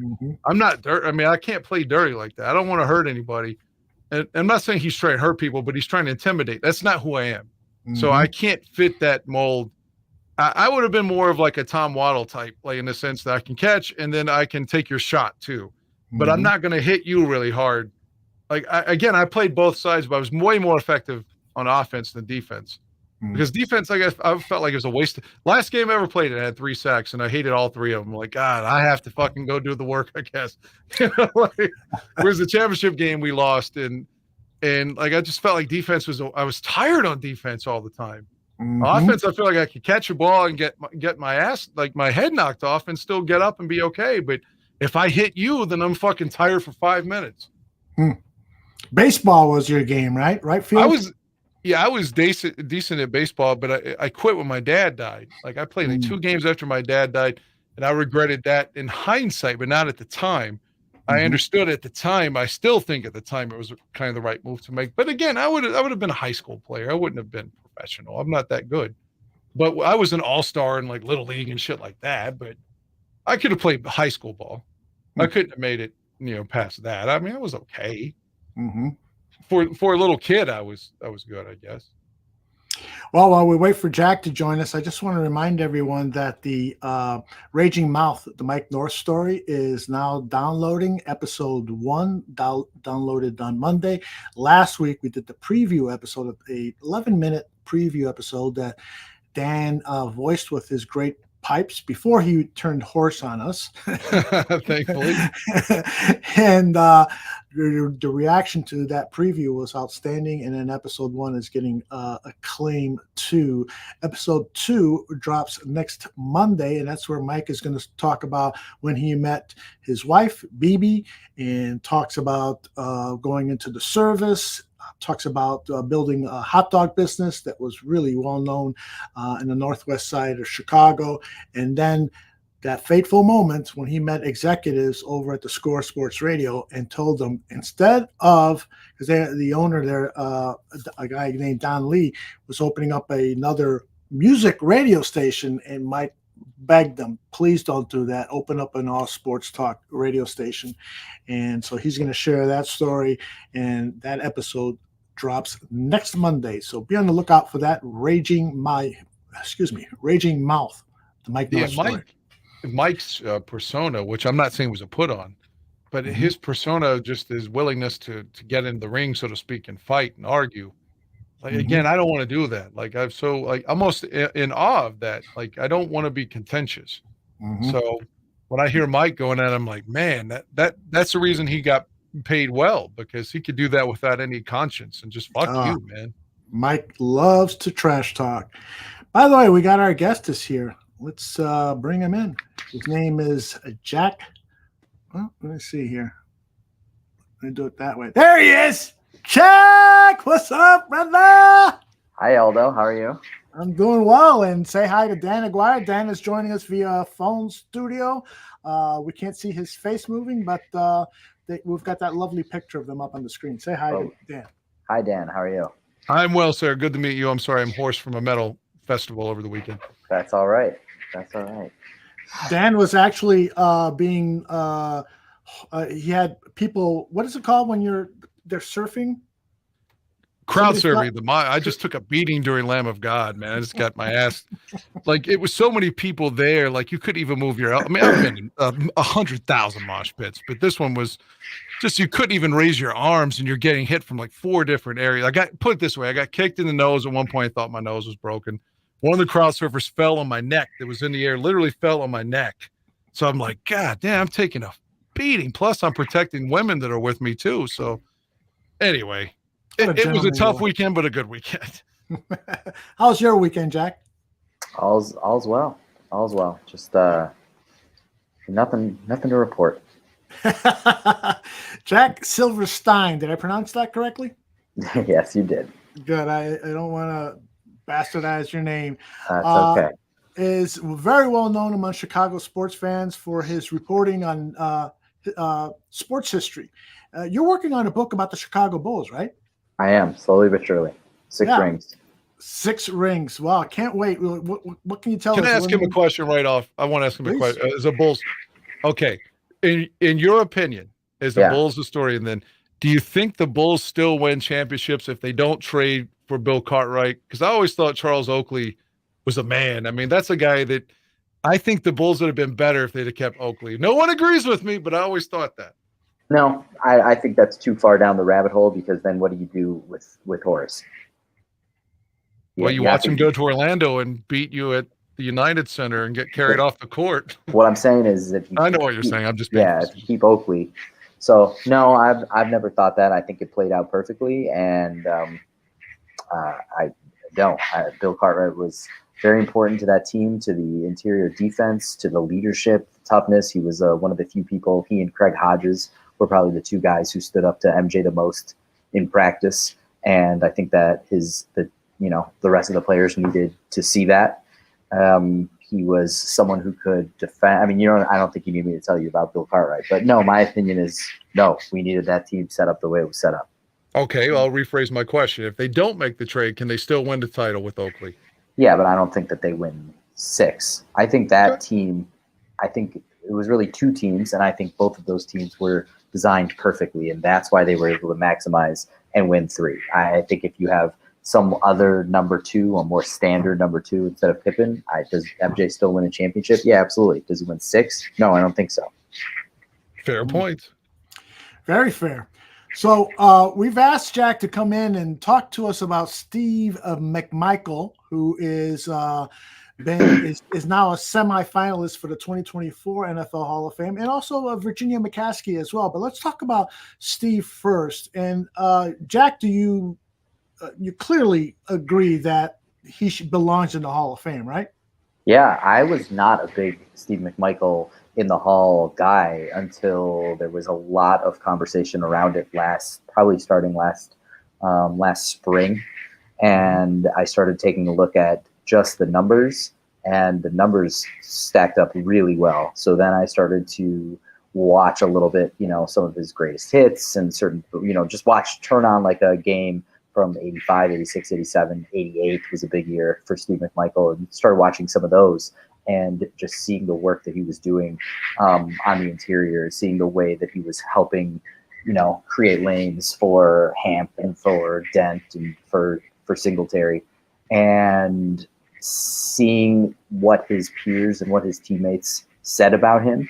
Mm-hmm. So I started looking more at that, and I became much more of a believer from that. And his numbers are incredible. When he retired, he was first all time among defensive tackles in sacks with 95 sacks. He's now lower, in part because guys after John Randall, Aaron Donald have come, and also because they expanded the sack totals, and so you ended up with some guys jumping up ahead. But he's still, I think he's eighth eighth behind 7 Hall of Famers in sacks, and that's just one part of his case. Although he is clearly one of the greatest interior sack masters that the game has ever seen, he was one of the best defensive tackles in 1985. He was clearly one of the best players on the 85 Bears. I did a poll last year while I was doing this research, and because Twitter only allows you to have 4 options, I said, removing Mike Singletary, who was the best defender on the 85 Bears? And the choices were Dent, Hampton, McMichael, and Wilbur Marshall. And I figured that's a safe way to do it. You don't want to put Singletary in there and then have 90% of the votes are all to Singletary, and you've kind of wasted everyone's enthusiasm for your poll question. Mm-hmm. So I put it in that way. And of course, so many people responded, what do you mean? Singletary wasn't the best player on that defense, and some people picked Dent, some people picked McMichael, a lot of people picked Wilbur Marshall. Hub Arkish responded and said that he thought Singletary among those 5, in other words, Singletary and the 4 that were on the list, he said he thought Singletary was 5th of those 5. Wow. Can I interject on that just a second, though? And I can't say Hub Arkish knows less than me or more than me. He knows more than me, okay? I'm just a fan. But it seems like it's a trend now since Singletary had a bad stint with San Francisco as a coach and pulled his pants down at the presser. It seems like a lot of people take gratuitous shots at Mike now because he failed as a coach, which is not fair. This guy's Defensive Player of the Year in 88. People forget shit like that. And in 85. People forget how good he was. And he's an undersized middle linebacker who played on heart more so than talent. I think Mike's a first ballot Hall of Famer, and people sort of shit on his legacy now. But to answer your question, as much as I love Mongo, and I've been pounding the Mongo in the Hall of Fame for years before he got sick. Yeah. And now I'm afraid he's going to die before he gets in now, which is tragic. But it's hard for me to see that and not say Dan Hampton when the guys could be Hall of Famer inside or outside. Like Hampton is great. I think that's the answer, in my opinion. I love everybody on that list. Sure. But Dan Hampton's tough, man. Dan Hampton's a man. So's Mongo, though. Yeah, I was only 4. I only turned 4 in November of 85. So I was watching the Bears. I was, we watched the Bears every Sunday. I knew some players. And to the degree that I knew Steve McMichael at 4 years old, I just knew Mongo, big guy, fun, and all this. I wasn't watching the game with any sense of what I was seeing other than, it's good when Walter Payton runs far. It's good when we knock the quarterback down, those sorts of things.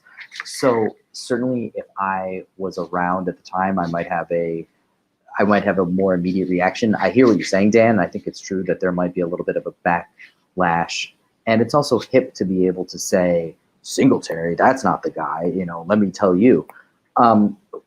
Which isn't to say that the people who responded weren't telling the truth, but they might have been like more geared up to say that, as opposed to the people who would have just voted for Singletary and not thought anything of it. So I hear what you're saying.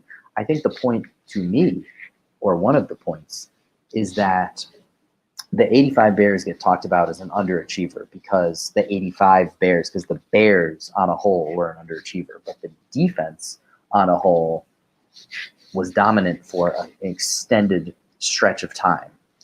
And there are people who will say, well, you know, you've got Singletary in the Hall of Fame, Hampton's in the Hall of Fame, Dent's in the Hall of Fame. Why do you need 4 players? Well, why do we need 4 members of the 2002 Tampa Bay Buccaneers? They weren't a better defense. And now some of those guys, Derek Brooks and Warren Sapp, are going into the Hall of Fame even if they lose that Super Bowl and never win a ring. Those guys are clear cut. They're going in the Hall of Fame. But I don't think that both John Lynch and Rondé Barber are, unless they win. Now, I do think Singletary is going in the Hall. I think Hampton's going in the Hall. And I think Richard Dent is going in the Hall. I think all those guys are going in, even if we don't win. Maybe John Lynch would. I don't think Rondé Barber would. So where's our ring bump? Where's that ring bump for I got to tell you, Steve Wilbur McMichael or Wilbur Marshall? Yeah, Wilbur statistically, like you mentioned, Derek Brooks, there's so many guys, his stats are, even though he's from a different era, his statistics exceed theirs. So Wilbur probably deserves to make it. At the time when he went to Washington, he was the highest paid defensive player in the history of the game. Yeah, and in Washington, when they won Super Bowl 26, their defensive coordinator, Richie Pettibone, who, of course, an all-time great Bear. Right? Yeah. Richie Pettibone was talking about how Wilbur Marshall is the most important player on that defense. And that's a defense with Darryl Green.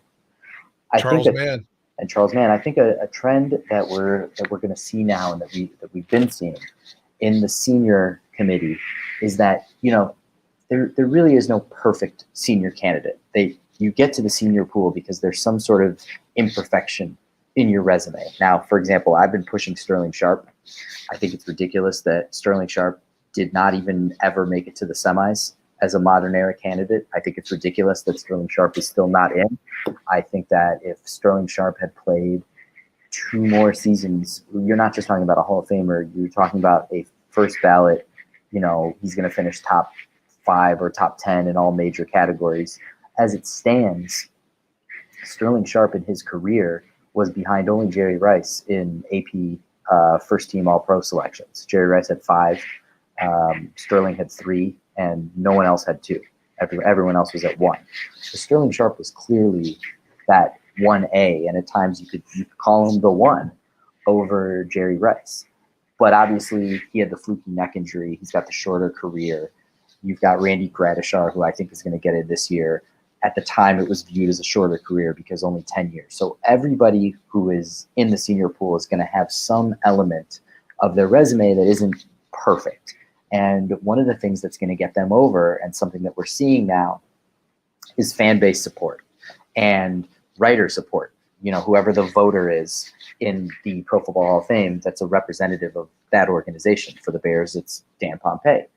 And I do think that something that we're seeing is that the players who have a strong single team association are going to outperform in the senior pool the players who don't. So Wilbur Marshall, who is split between 2 teams, doesn't really have a single fan base who's really pushing him. Another one that came up last year, Lamar Parrish, the old corner for Cincinnati, who then went to Washington. There are a lot of people who think Lamar Parrish was better than Ken Riley. Ken Riley had 2 things going for him. Number one, he was 5th all-time in career interceptions, a big fat number that you can't. It's very easy like to 15 understand. years with one team too, so. And he played his entire career in Cincinnati. So you had all these Bengals fans who were pushing Ken Riley, and no one's pushing Lamar Parrish. I think we saw the same thing last year with Joe Klecko. There's an argument to be made that Mark Gastineau was a better player. Some people will argue that Mark Gastineau was a better player than Joe Klecko, but Joe Klecko was more liked. He got that Jets push. So I really do think that one of the key factors that's going to distinguish candidates in the senior pool is going to be that fan base that's behind you, and that's going to be a problem for Wilbur Marshall, but it's going to be a benefit for Steve McMichael.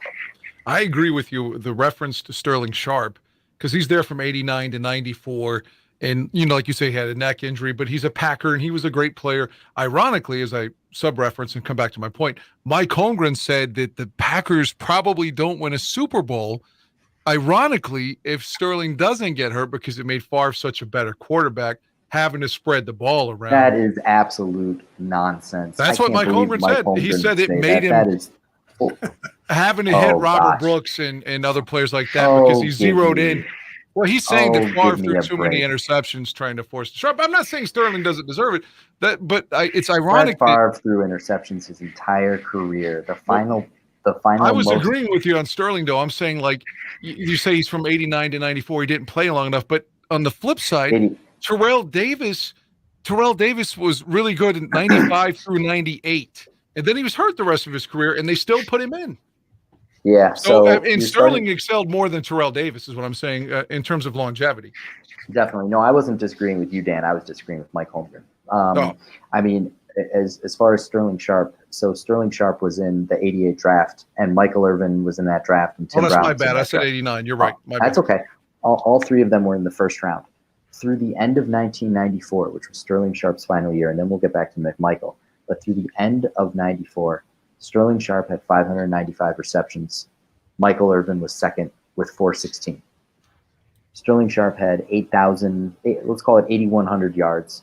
Michael Irvin was second with 6,900. Sterling Sharp had 65 touchdowns. Michael Irvin was second with 40. Michael Irvin played until 1999. He never passed Sterling Sharp in touchdowns. Sterling Sharp had Don McCaskey early on, and Randy Wright. So it's not like, I mean, he did have Favre for 3 years, but still, he had some scrub quarterbacks early on. Absolutely. Michael Irvin and Tim Brown didn't pass Sterling Sharp in receptions until 1997. They didn't pass him in yards until Irvin 95, Brown in 97. Brown passed him in touchdowns in 98. Irvin never passed him. Neither of them came close to his first team All-Pros. Neither of them came close to the number of times that he won a Triple Crown receiving category. Neither of them came close to the times that he finished top 5 in a Triple Crown receiving category. They're starting to put in guys who have had shorter careers. So you mentioned Terrell Davis, Tony Baselli, Kenny Easley. So we are seeing it, and I think that Sterling Sharp is. I'll be surprised if Sterling Sharp's not in this year. I'll be surprised if Randy Gradishar's not in this year. And I led an open letter to the senior committee that published yesterday at the Talk of Fame 2 website, which is run by Clark Judge, who's a Pro Football Hall of Fame voter, and John Turney, who is a heavy-duty researcher and historian. John Turney was one of the 2 researchers who are the reason why sack totals now go back to 1960 instead of 1982. And we wrote a letter arguing that last year they had Klecko, Ken Riley, and Chuck Howley, but they also announced that Gradishar, Sterling Sharp, and Bob Kuchenberg came in 4th through 6th. In other words, they were the 3 runners-up. And we wrote an open letter. I wrote an open letter signed by 11 other historians saying that the senior committee should simply vote in those 4 through 6 guys, and they should really spend their meeting talking about the next 4 through 6, who would be the class of 2025. And that's where we come back to Steve McMichael. Is Steve McMichael going to get into the Pro Football Hall of Fame this year? The odds are low. The fact that he is on this list of 25, or it's really 31 because of ties, but the fact that he made it onto the semifinal list is huge. And if he doesn't get into the final 12, it doesn't mean anything just yet. If he does get into the final 12, that means there is a huge, huge push that people are really listening. They're listening. And I know that Dan is pushing hard for Steve. If Dan Pompey. Dan Pompey. And me for them. and Dan Aguirre. So of the 12 finalists, senior finalists from last year, obviously 3 were elected to the Hall of Fame. 3 of them are Gradishar, Sharp, Kuchenberg. And so then there's 6 others, which means that there's 3 open slots. For Steve McMichael to jump into one of those 3 open slots, that would be enormous. Well, the reason that I wrote this letter is because I think that there needs to be more consistency in the senior pool in order to help these older NFL legends get their moment in the sun a little bit earlier. So last year, the Pro Football Hall of Fame voted to expand the senior class from either 1 to 2 a year up to 3 as a max, but they're going to do 3, and it goes for the next 3 years. And what I said last year was, well, they should just vote for all 9 and announce all 9, and you just get elected over 3 years. You know, we all saw the heartbreaking video of Drew Pearson learning that he was once again not elected. Now, thankfully, he since has been. But we all saw that. There are so many quotes of Randy Gradishar saying that, you know, he's so upset that he didn't get in, tears streaming down his face. And we know that so many of the seniors have died before they've been elected. Of the past, let's see what it is. Of the past. Could I reference 2 for you real quick? Yeah, sure. John Madden was always talking about how he was consoling. I mean, this wasn't like we didn't see the conversation, but he referenced talking to Cliff Branch. Yeah. He's like, you know, Cliff, you're going to make it. You got to be patient. And then, of course, Cliff makes it, and so does Stabler, but they're both dead by the time they get in. Like you said, if Mongo doesn't make it this year, and like you said, the odds are long for him to do so, he probably won't be here the next time that he would be in 25, for instance. But in the same regard, I don't want people to think that it's a sympathy thing, because like you said, his statistics speak for themselves. It has nothing to do with ALS, and other than we would like to see him get the acknowledgement before he passes on. Yeah, and it may have been some of that conversation. I think certainly was kickstarted by ALS, but at the same time, I think that if Steve had a different personality, I mean, we wouldn't love him the way that we did. We would, because we love Dan Hampton, and you know, he's straight laced. Sure. But the flip side of Steve McMichael's personality and everything that we love about him is that at times it overshadowed his play, and he might have had more All-Pro selections if people were thinking more about what he was doing on the field and less about his personality and his snake collection and, you know, whatever else. The 3 seasons where he had the highest sack totals of his career, he wasn't All-Pro. And I don't know why that is. I don't know if it's because people maybe didn't think that defensive tackles, that maybe sacks don't matter as much. I don't know. But Steve McMichael out-sacked the AP All-Pro defensive tackles for 11 years. 1983 to 1993. If you take all of the defensive tackles who were named to the All-Pro team for the Associated Press, you add up all of their sacks and then you divide by seasons and players, Steve McMichael averaged more sacks than that. Great statistic. We were mentioning the guys who have passed away. 10 of the most recent 22 seniors who have been elected were elected posthumously. So if they were to do what we suggested in this letter, then if they were able to push McMichael into that 4 through 6, yeah, he might pass away before he's inducted, but he would be de facto inducted and he would be able to celebrate with his family. Right. And that was part of the reason why we put that together. So what are the odds of that becoming or being implemented, what you were just advocating? Well, we have to see what happens with the 12 in terms of Mongo. You know, there's only 12 members of the senior committee. So and the full committee, the full body of 50 voters, they're probably going to just vote for whoever the senior committee sends them. They spent all that time the past few years pushing to expand the classes. If they were to then turn around and reject someone from the committee who they sent over, if they last year had voted against Ken Riley, for example, or voted against Joe Klecko, I don't think that would have been a very good look, and probably would not have shown a lot of faith in their colleagues, because the 12 people who are on the senior committee are on the overall committee. So Dan Pompei votes for the modern era, but he's also on the senior committee. And then there are other committees, for the coach contributor. That means that there are fewer people you have to talk to. I haven't talked to Dan about this letter. I don't know if he's read it. I'll probably check in with him and see if he has and get his take on what the idea is. Now, I know that there are certain voters who are going to try to push for their guys, and so you never know. But certainly, is Steve McMichael going to go in this year? No, I would say not. Even if I hadn't written this letter, I still don't think he would, because you're talking about someone who would have been jumping from not nominated to the final three. That's going to be hard to do. And I say that because there's a lot of conversation that has to be had. People have to get really familiar with these cases, and the degree to which all the voters are familiar with all the senior cases is to be just determined. But and you mentioned Kuchenberg. I mean, he's the one Dolphin that goes from Super Bowl 7 through Marino's 19 Super Bowls. So it's just like, yeah, he's got to be it. Yeah, Kuchenberg's a weird case where he was a semi-finalist, I think, 8 times, and maybe a finalist 4 times, and couldn't get in.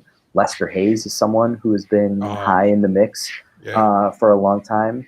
L.C. Greenwood, who's not even on the semi-finalist list. Do you think Lester, part of his problem was where he stuttered so badly and had such a difficult time talking? And unless you're a Raiders fan, maybe you don't know how good he was because he was so quiet, because he was embarrassed of stammering. Yeah, that could be. I think that his resume, though, jumps off the page. I mean, you look at someone with 2 rings, a Defensive Player of the Year, even if you don't turn on any games, even if you never saw him, if you're just looking on paper, I think it's pretty hard to look at what Lester Hayes put together and not say, oh, yeah, this is a Hall of Famer. So, me personally, I like Bob Kuchenberg's case. He wouldn't have been one of my top 6 last year, because I probably would have tried to get one super senior in, someone from before. There's debate: is that before 1970? Is it before 1960? Is it before 1950? I would have probably tried to get one older person in, and I'm dead set on Sterling Sharp. And I know some people will say, well, he's young, he can wait. I think it's a joke that Sterling Sharp isn't in, and obviously I'm a Bears fan. Shannon should be in as well. Shannon's in. Oh, he already made it? Oh, yes. Yeah. A while ago. Both guys were great players. I didn't realize that Shannon made it, though. Yeah. Yep. So that's the situation. Did he go in as a Bronco or a Raven? That's a question. You don't really go in as anybody. You just go in. The Pro Football Hall of Fame, yeah. Yeah. And Jack, what's the story with Virginia McCaskey? Does she deserve to be a semifinalist? I asked this question because this morning on the Gabriel Talks Football show, I brought up the subject of Virginia McCaskey, and there were a lot of people in our chat room who were saying she doesn't deserve for what? For being George Halas's daughter and so forth. What are your thoughts? Okay, enough said. I think it's a wonderful honor. She seems like a very nice woman, and just having her name, she's never been a semifinalist, so having her name on this list is very cool. The coach contributor is, even fewer than the seniors, so I think the front runner right now is assumed to be Bob Kraft. That's probably a pretty good bet, but you got some great Super Bowl winning coaches. You've got some great non-Super Bowl winning coaches as well. I mean, I love Marty Schottenheimer.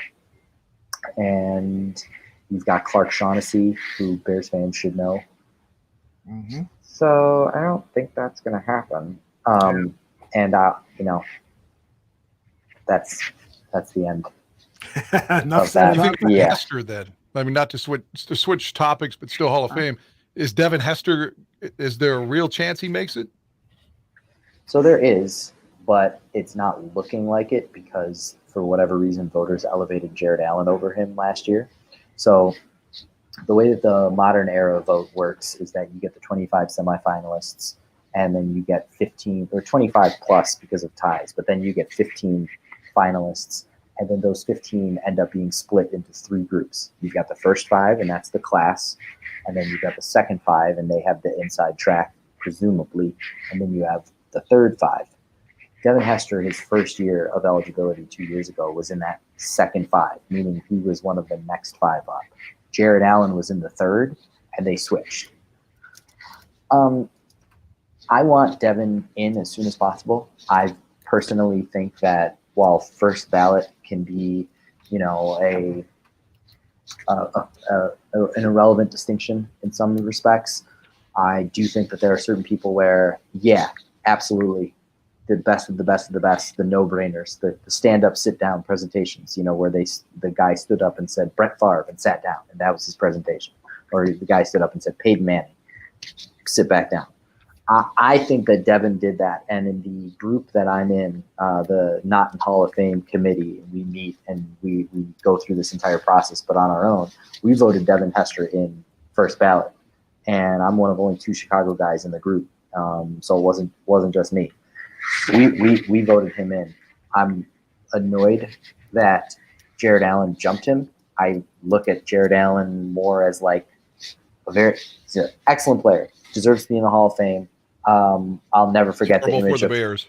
Yeah, I mean, I'll never forget the image of him stuffing Matt Forte on that 4th and goal in 2008, and then remember Gus Frerotte hit Berrien for that 99-yard touchdown. Yep, former Bear that we should have never let go, but yep. But Jared Allen to me is more.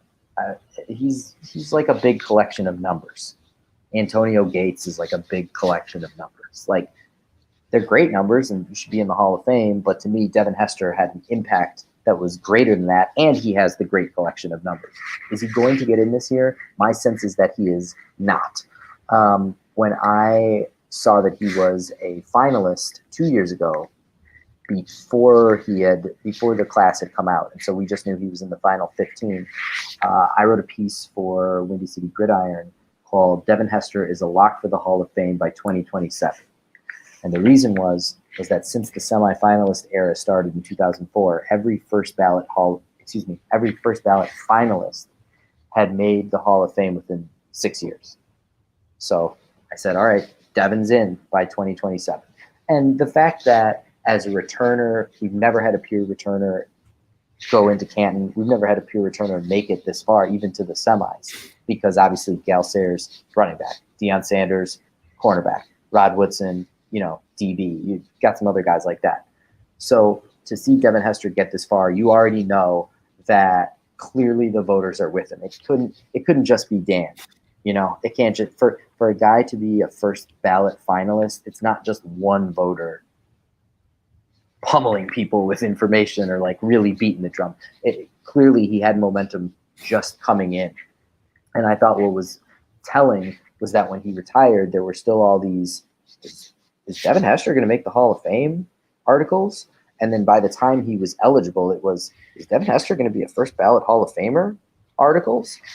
So to answer your question, I don't think he's going to get in this year. For whatever reason, the voters left 3 wide receivers in the finalists last year. Andre Johnson, Torrey Holt, who's been there for a while, and Reggie Wayne. And they got kind of enamored with wide receivers because while they were going through this, they got Hines Ward, who's been a semifinalist for a long time, and then they put Steve Smith and Anquan Bolden, and they kind of like pushed some guys along, which I think like you need to start looking at like the back end of the eligibility. Richmond Webb has never been a semifinalist. Steve Wisniewski's only been a semifinalist once. Randall Cunningham has never been a semifinalist. Reuben Brown has never been a semifinalist.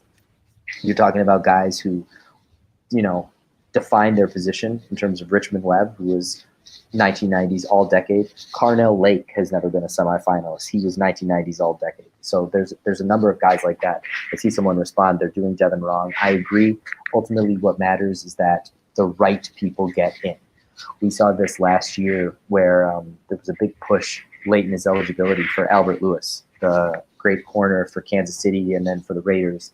And also one of the all-time leaders with the most kicks blocked. I hadn't thought about, like, I knew Albert Lewis, but I hadn't thought about him in like a Hall of Fame context until last year. And learning about him, I was like, he's like if Charles Tillman and Steve Tasker were one person. And maybe that's not fair to Peanut because Peanut played some nice special teams, but you get the idea where you think of Steve Tasker as like the ultimate specialist. And that was Albert Lewis. Well, Albert Lewis didn't get elevated until his 20th year. Now he's in the senior committee. He might have some momentum behind him. But if the voters, this is just my perspective, if the voters weren't so fast to elevate certain guys into the semis, they might spend a little bit more time on guys who are in the back, quarter of their eligibility and take a harder look at guys who are running out of years in their eligibility. So that's what I would like to see. I was disappointed that James Harrison was a first ballot semifinalist because, again, when that happens, it just puts you on the track. Every first ballot semifinalist in that time period is in, and they get in within 11 years. So maybe they have a little bit of a wait, but like a senior candidate like Steve McMichael, the average wait time, and I didn't update it for last year, but I think it was like 2004 to 2022, the average wait time for a senior was over 18 years, meaning you retire, you wait your 5 years, then you're eligible for 20 years. And then you're not eligible as a modern, then you start your senior eligibility and you wait another 18 years. That's why all these people die before they get into the Hall of Fame. So I would like to see the voters start spending a little bit more time on the back end of the eligibility. Ben Coates is another one, a guy who defined his position. Keith Jackson is now a senior. I thought that after Shannon Sharp, Ben Coates and Keith Jackson were the two tight ends who defined that position for a long period of time. And instead, they're just running down the all-time rushing career yardage list. They're just running down the career wide, receiving list.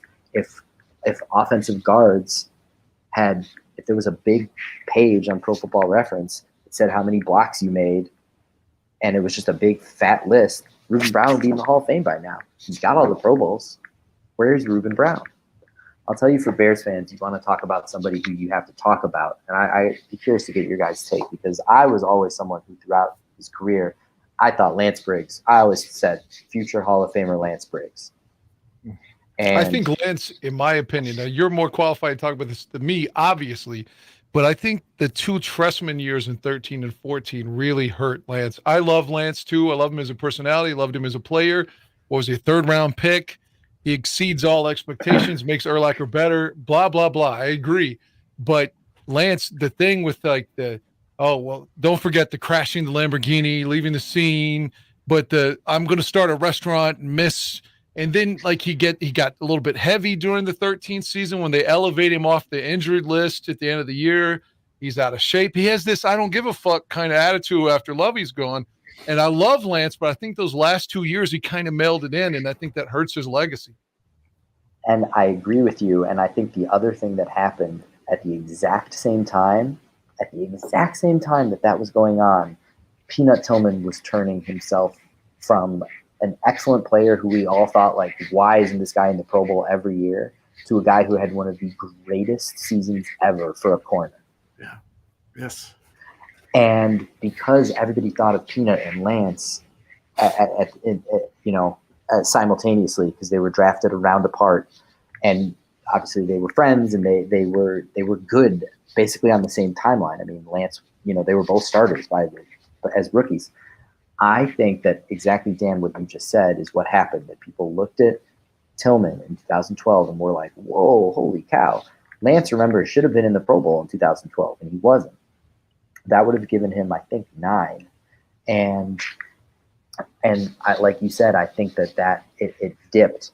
And instead, you had Peanut, who was having a really good 2013 when he got injured. And then you had Peanut in 2014. He went down after 2 or 3. I think it was in week 2. That's the most indelible image of Peanut in my head. He's in San Francisco on Sunday night, the night that park opened. And when they go to tell him on the sidelines, I think it was his pec. Yeah. But they go to tell him that he's done, and Peanut fucking cried on the sidelines. The only other person I can think of was when Mike Brown cried on opening day in San Diego in 2007 when he was out for the season. I love the passion, but let me ask you this, and this is well, 1 second. I want to finish this point. So my point please, I'm sorry. Go ahead. That's okay. My point here is that if Bears fans want to beat the drum for someone, don't worry about Devin Hester. Devin Hester's getting in. Don't worry about Peanut Tillman, because Peanut is in a unique position. I've never seen this before, where a guy's resume actually gets stronger the further he gets away from his career, because as we all see the impact that the Peanut Punch has had in reshaping how the defensive back position is played and even how linebacker is played, I think that there are a lot of people who are now going to look again at Charles's numbers, and they're going to see what we were seeing in real time. Because I don't know about you guys, but I thought that Peanut could have been a Pro Bowler every year from 05 to 09 and should have been a Pro Bowler starting in 2000. Like, no excuses, 2010. But I thought he was a Pro Bowl player 05, 06, 07, 08, Do you think that 09. Steve Smith playoff game hurts him? Because he got roasted. He gave up like 230 yards receiving. I thought that he could have been in the Pro Bowl in 2005, and he wasn't. And then, he got killed, but he wasn't the only guy who got killed. And then in 2006, he had a very good season. And then in 2007, he had an awesome season. He had 2 blocked punts. He had those forced fumbles on the night game against Green Bay, those back-to-back possessions against James Jones, on a nationally televised game. He was dope in 07. He was great in 08, 09. So no, I personally that night. Yeah, I personally don't think that's the issue. Here's the issue that people should be talking about if they feel this way. If they feel the same way that I feel about Lance Briggs, that's the guy you got to start talking about, because Lance Briggs, despite only being this year in his 5th year of eligibility, Lance Briggs is in a lot of trouble, because here are the guys who you have ahead of him. We know Patrick Willis is getting into the Hall very soon. So they cleared the decks on Zach Thomas last year. we know that Patrick Willis is going to get in. We know that probably Terrell Suggs is going to get in. We know that when they're there, Luke Kuechly is going to get in. We know Bobby Wagner is going to get in. I think I'm missing some guys. I think that Khalil Mack, even though he had a little bit of a dip, he's probably still up ahead. And you're looking at Lance already in his 5th year. Well, now last year they added James Harrison as a first ballot semifinalist, and they added London Fletcher.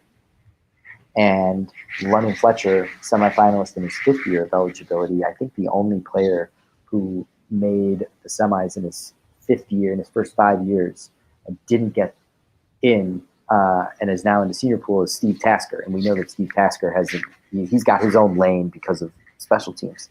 So basically what you're looking at is Patrick Willis and James Harrison, London Fletcher, Kuechly, Wagner. Oh, sorry, I missed Von Miller.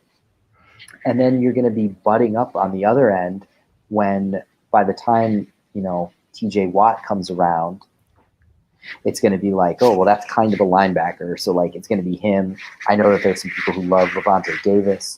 And it's going to become a real problem for Lance Briggs, because you're only, putting in 5 people a year.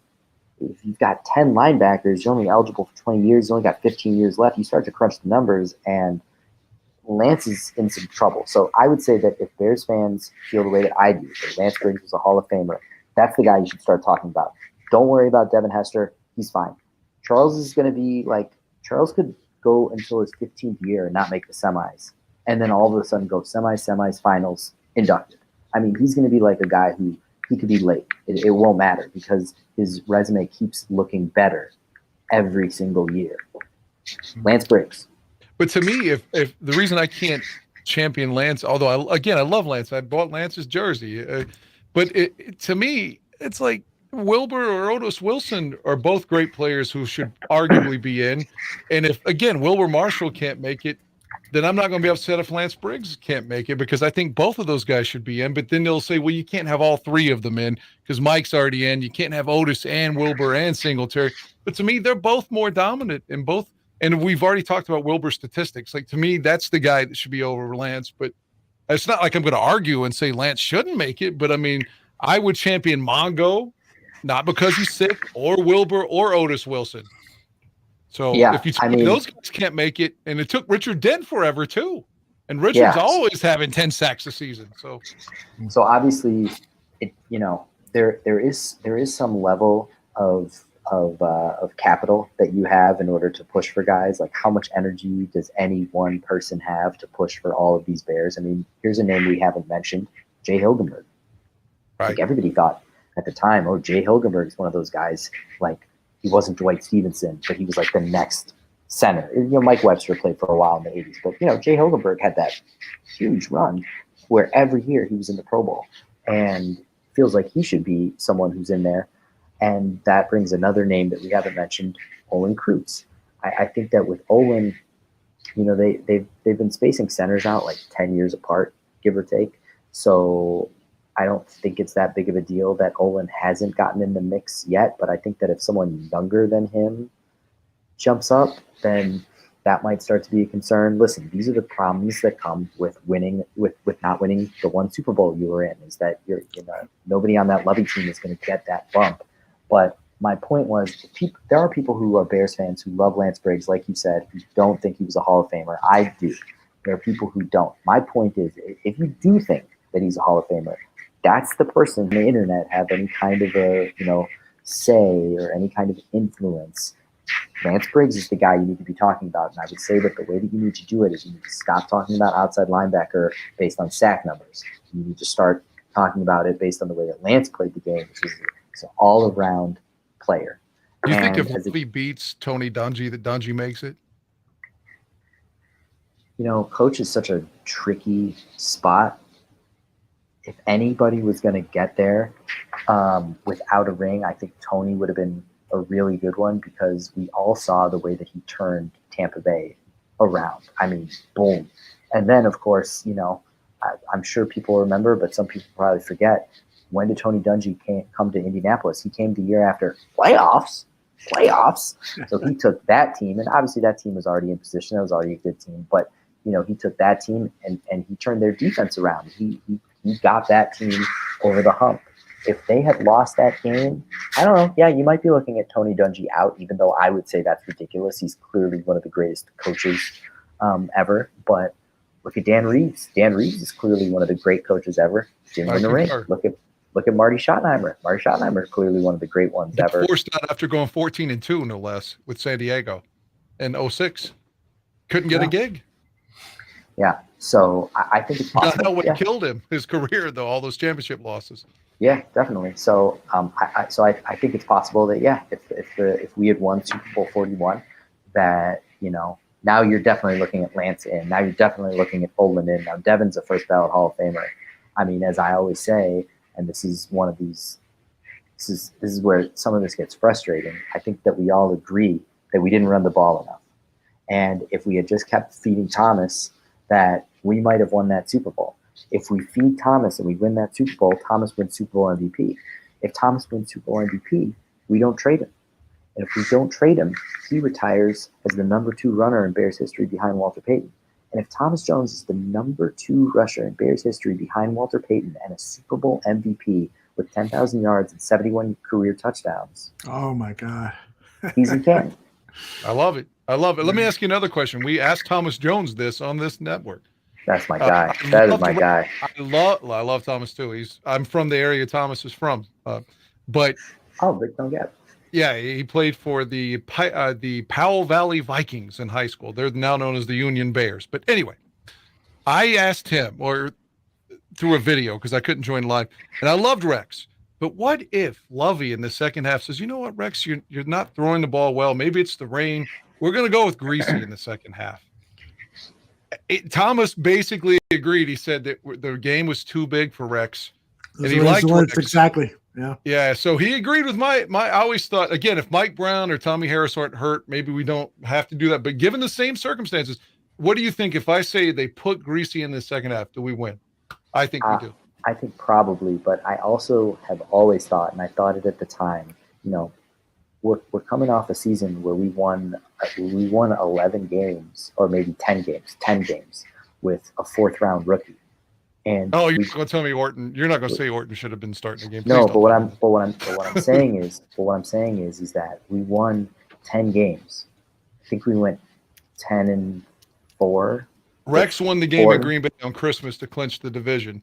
Right. And came off the bench to win the Falcon game, but KO gets the start on that. But yeah, Rex won the game in Green Bay. So if they won 11-5, okay, so Rex won one of those. Okay, so but that was his only start, because then the next week against Minnesota started the week after, right? Oh, okay. So my point is that we won 10 games in a division with a 4th round rookie, and the way that we did that was game planning around his strengths and weaknesses.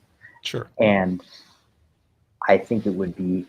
I think that if Rex had gotten hurt down the stretch, or remember, he had that terrible game against Minnesota. Devin had the punt return touchdown. We won 23-13. And that's when Tommy got hurt that day too, Tommy Harris. Yeah, no, definitely. And going into the next week against St. Louis, I remember it was like, well, Rex is like on the block. You know, if he doesn't have a But great he had game, a great game against the Rams. and I was kind of like, really, he's on the block and he's going into like turf, like that doesn't really say anything. Like he should make the call now. You know, if you're gonna do it, do it. I think if that had happened, I think that we would have won because I think that Greasy would have just been a little bit more of a steady Eddie. But even if it was Greasy out there, I don't care who was the quarterback. We should have been running the ball. And I think the bigger question than should we pull Rex? Not, I don't know. This guy started 16 games. He's got you in the Super Bowl. I know he didn't get us there, but you know he's your quarterback. I understand that one. I think to me the much bigger question is when Cedric went down, why didn't we start going to Adrian Peterson? If you had to, so Olin and I talked about this, and he said, and Thomas has said the same thing, that he thinks that they both think, because we've been running this two-back attack, that if that when Cedric went down, that maybe Ron Turner got like thrown off his game. Olin specifically pointed out a 2nd and 1 where they sent Rex on like an 8-step drop. Booger McFarland sacked him, and then you go to 3rd and 9, and he goes, if Cedric was in the game on 2nd and 1, we run the ball. But I'm like, why aren't we running to Thomas? And if you think, all right, Thomas still needs a break, or we want this change of pace, where was Adrian Peterson? He was active that game. So Sure. that to me is that to me is my bigger question than like, should we have pulled Rex at halftime? Oh gosh, that is a really gruesome scenario. Taking your quarterback who's played the entire season and is the starter. It's not like Earl Morrall and Bob Greasy in '72, and that at least happened in the AFC title game. You know, if you pull your guy, Well, I'll go with another Dolphins reference. Then I mean, it's like when they pull Woodley against the Chargers in the Winslow game. okay. And they're like, well, look, you just aren't getting the job done today. And then they make the flip, and then suddenly you have one of the all-time classic games ever. So, I mean, you can't worry. I love Rex, but you can't worry about his feelings when you're trying to win a championship. And you're in the second half. Look at the pick 6 he throws at the end of the game to Hayden. But again, why are we throwing a deep out 2 plays in a row? We know that you've got a quarterback who is high turnovers. We know that everybody's fumbling the football. Why aren't we just grinding these people into dust? So I look more at Adrian Peterson and that choice. And, you know, I don't know why people like to like get on Cedric. I'm like, Cedric ran the ball twice. He fumbled once, and he was injured the second play. And when he was injured, we were up 14-6. So like, it's not like lay this on Cedric Benson. That is a bigger question to me: is why didn't we just continue running the ball? Why didn't we go to Adrian Peterson? I mean, we should have stayed with Thomas. But in the event that the thought process was like, well, we need a second back, we don't have one now, so we may as well just drop Rex back to throw. Why not just go to Adrian Peterson? Why not go to Jason McKee even? I mean, any of these guys would have been better than just sticking the ball in Rex's hands. Especially with the variable of the rain, the constant rain. Hey, man, I spent Super Bowl 41 wearing a headband that I'd written in black Sharpie, Grossman, because I wanted to show my respect. I wish I had a photo of that. Yeah. But that to me is the bigger question. And that's one of those things where, you know, a Super Bowl can really change someone's fortunes in terms of the Pro Football Hall of Fame. I mean, we can all agree that Seattle should have run that ball. And if they do that, Marshawn Lynch has 100 yards, 2 touchdowns, he's Super Bowl MVP, back-to-back champs, and Marshawn Lynch is walking into the Hall of Fame. Now, I still think he gets there. But he's going to have a little bit more trouble with voters, especially when they've elevated Fred Taylor, seemingly just because he's the next guy up on the all-time rushing list, removing Adrian Peterson and Frank Gore, who are in their own rights. Jack, we've only got a couple of minutes left, and I want to get this question in from Cliff. It's non-Hall of Fame related. He wants to know what you think about all the big-name ESPN firings, if you're willing to comment on that, and what you think about what the future holds for ESPN. I don't have a lot of thoughts on that, Cliff, but I will tell you who does. Lawrence Holmes does his House of L podcast. And among the types of shows that he does, he'll do he's done like 2 or 3 incredible breakdowns that like take you inside the media, the sports media world. And he did an episode, I think it's called just like ESPN Layoffs or something like that. I mean, you can find it really easily and Lawrence explains that to a T. So I'm gonna punt to Lawrence on this one.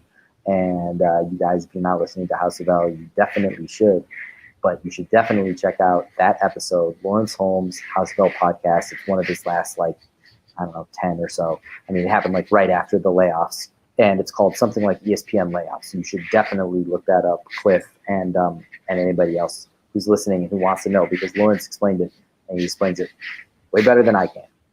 Go take a listen to that. And Jack, for those listening on our audio podcast, tell them where they can find you on social media and what you're working on. Sure. So we mentioned the 90s Bears, 90s Bears book. That'd be funny. Mm-hmm. We mentioned the 90s Bulls book, and it is called Six Rings. It's been working on it since 2020. It's a slow roller, but it's coming. All the material is great, and you can read the material at readjack.substack.com, and you can subscribe for packs a month or pip a year. If you know what I mean by that, then you are the right person to subscribe to that. Absolutely. I love it. The interviews have been great. The material I get is great. I'm one that's in the can right now that I'm working on is a long interview with Ray Clay, and had some great interviews. Scott Williams, Will Purdue, but there's other types of pieces in there. I interviewed the guy at Carson Peary Scott who turned them into he's the reason why you had to go there to get your championship shirt on the next day. I interviewed Jim Irwin, who was the sound engineer at Chicago Stadium, and he, among other things, showed me the actual decks, the actual tape decks of Rock and Roll Part 2 and Sirius, the actual ones that you pop in at Chicago Stadium to play those. Those were incredible interviews. I did a great one with a Bulls ball boy. He became the best known Bulls ball boy. When Oprah was looking for a ball boy to interview, it was this guy Chris Mott, and you can actually see him in one angle of the Pippen dunk over Patrick Ewing. You can see Chris under the basket just going, ah! And he tweeted this. He told someone that what Pippen said to Patrick Ewing as he passed over him was, "Eat these nuts," and that's why Ewing's reacting to. So that was Chris Mott, and Chris Mott talked about he knew exactly what kind of gum and how many sticks of gum Ron Harper wanted compared to Scottie Pippen. That's a great interview. So there's a lot of really cool Bull stuff on there. readjack.substack.com. Sign up. You can subscribe, and it's all driving toward a book, which is coming in the future. Jack, we'd love to have you back on in the future to talk about more sports history and the current Chicago Bears. I know you've got a lot of thoughts to share on that, so I'll be hitting you up again real soon. Okay, brother? Sounds good. Well, hey, Dan, this is, Aldo, it's always great to speak with you, but Dan, we really enjoyed getting to know you, and this was awesome. So thanks a lot, guys. Yeah. Can I ask you one more question, Jack? Yeah. Quickly. Just your opinion as a fan now. I'm just asking you as a fan. Let me preface this. I went for the Bulls. I was not going for Utah. The last shot, I've argued for years on here, he fouled Russell. That's an offensive foul. If any other player pushes Russell to the floor like that, it's called. It's because it's Jordan, they don't call it. What do you think? Don't care. Reggie Miller, Brian Russell should be better. We still got the defensive play. We still win Game 7. Don't care. Championship. Don't care. Yeah. I thought that John Stockton and Brian Russell have both said. I mean, John Stockton at one point, he's done a few interviews. He said, was it a foul? Yes. Do you call it? No. He was like, offensive players all have little tricks to get their shot off. So he's Michael Jordan. He had a little trick. A piece that I wrote in 2018. You should Google it. It's called "The Last Day of the Dynasty," and it was an oral history that I did on Game 6. I wrote it for Chicago Magazine. And I took all of the quotes of all these players that they gave at the time, and some to fill in the spaces, a few that were afterward. And it's a really great look at how that play all, played out. But that was what John Stockton said. He just said, was it a foul? Sure. Should it be called? Absolutely not. Oh, there you go, Dan. He says it was a foul. I don't see John Stockton said that. I don't say that. Hell okay. No. All right. Brian Russell, hold your ground, man. center of gravity, get your balance right. I have played that replay a million times for Dan, and there is no extension of the elbow on that. He may have pushed him slightly without bending the elbow, but it wasn't a push in the legal sense of the word, at least the way I have understood it. I'll tell you guys the fun one that doesn't get talked about at all. And obviously, I'm a huge Bulls fan, so I don't care. I'll say it. It's a fun one. Watch Michael's leg on Steve Kerr's jumper, and watch John Stockton. That's all I'm going to say. Watch Michael's leg, watch Stockton, watch Kerr hit the shot. You're talking about game 1? I'm talking about game 6. Are you talking about the championship? Okay. 97. I was thinking of the game that Jordan hit the shot at the beginning of the finals. No. Okay, watching Michael pivots through the double team and then dishes to the right to Steve Kerr. And as he does that, watch his leg shoot out at a 90-degree angle. John Stockton trips, falls, and Steve Kerr and Scottie Pippen both said with Rachel Nichols, I think that's the way more fun one. It's not the push-off. Michael, it's the trip. Jack is absolutely right. The Bulls got away with one that night with that play. I remember that very clearly. The terrible foul they called on Lambeer against Kareem cost the Pistons a title in '88. So it goes. Yeah. Well, the NBA officiating is actually worse than NFL officiating, in my opinion. But, Jack, again, great having you on. This was a lot of fun. I told you you'd enjoy. With you. Yeah, I told you you'd enjoy talking with Dan, and you guys should do a show together. That would be fascinating because you guys both know your history very, very well. We'll be in touch, okay, Jack? All right, guys. Take care. Bear down. All right. Yes, sir. Be well. Wow, that was outstanding, man. It was fun. It was really fun. Yeah. Let me see if I can get my I'm sorry I didn't even realize you had told me that you were going to the restroom. I was just involved in the podcast. So. That's fine. I'm glad that you were having a good time. I could tell you were having a good time, and sure. We gotta have him back. Gotta have him back. It was great just hearing all the insight on things, how he knows what's going on and stuff. I mean, I feel bad for Mongo now, as I had more hopes than I should have, I guess. Yeah. Jack is one of those guys who really deserves to be known much more in Chicago sports circles, and because of his writing. He's an excellent writer. He's got outstanding opinions, whether you agree with him or not. He always presents them in an interesting way. He was great. He was great. He's a very good guy. Cliff says, although that was a great interview, love hearing from an expert. Yeah, well, let's get some more experts, and then Will Wright is planning on bringing us some more ex-Chicago Bears, so we're excited about that. We've got a soft agreement from Jarrett Payton to join the show, so we're going to have some interesting guests coming up. What I want to do with Mr. Payton is I want to head over to his restaurant in Naperville, and that way when we have him on, I can give him a review of his restaurant that he opened up a few months ago. So I think that'll be fun. So as soon as I do that, I'll reach out to him, and I'm sure he'll make some time for us. Our next show, Dan Aguirre, has agreed to do it on Thursday. That way it can accommodate our next former Chicago Bears wide receiver. And if anybody guesses in the chat room who this wide receiver is, I will invite you on the show to be a part of the interview. How's that? But you've only got a minute or so because can I give one guess or one clue? Yeah. One clue. This man, I won't tell you what game or what down or any of that because it'll give it away. This man had a game-winning touchdown in 2009 with Jay Cutler, quarterback. He had a game-winning touchdown. How about that? I mean, that's a great clue. That's not giving anything too specific away. But I'm talking about a walk-off touchdown. The last play of the game, it's over. Touchdown. It's not Johnny Knox, and it's not Rashid Davis. By the way, Stephen Mee, I think it was Stephen, had one of the funnier chat comments of the night, maybe the funniest. He said Jay Cutler's exercise bicycle should be in the Hall of Fame. See, the guy's trying to work off his injury there at the knee, but and everyone ridicules him for trying to get back into the game. Adam is trying hard, but he's wrong. I'd love to get Berrien on it. He's one of your favorites. Berrien. Yeah. I don't know where he is. I've been trying to get a hold of Dennis McKinnon, but I can't find him. I'd still like Mike Tomczak too. Yeah, Mike Tomczak, boy, I've tried, man, and I know you've tried, but he just will not respond to any of the tweets, and I don't have an email or any other way of getting a hold of him. But we'll keep trying. We'll keep trying. If anybody comes up with the name, It'll have to be Mike North is the only way we'll get him. Maybe, yeah, maybe.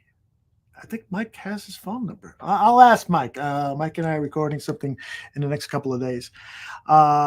Cliff says, I think Bears didn't manage Cutler's diabetes well. Low blood sugar means your brain shuts down. I agree with that, Cliff. I do think that the whole diabetes thing has altered Jay's mood, and it could be that it happened even before he was a professional football star, going through the symptoms of diabetes, and it's just going to make you ornery. And I think that just kind of carried over. Being a superstar high school athlete, he probably, just was always in a bad mood, and not always, but frequently, because of his blood sugar. And so I think that impacted his life, but that's for somebody else to write. Maybe Jack will write the Jay Cutler autobiography. If I could jump in real quick, I got to go to my job. Yeah. Mm-hmm. I love the show. I appreciate your time. I'm sorry I sound like shit, but I hope Jack enjoyed talking, and I enjoyed talking to Mr. Iglesias. It was a really fun show, and someone just got the correct answer. Mr. Mayhem.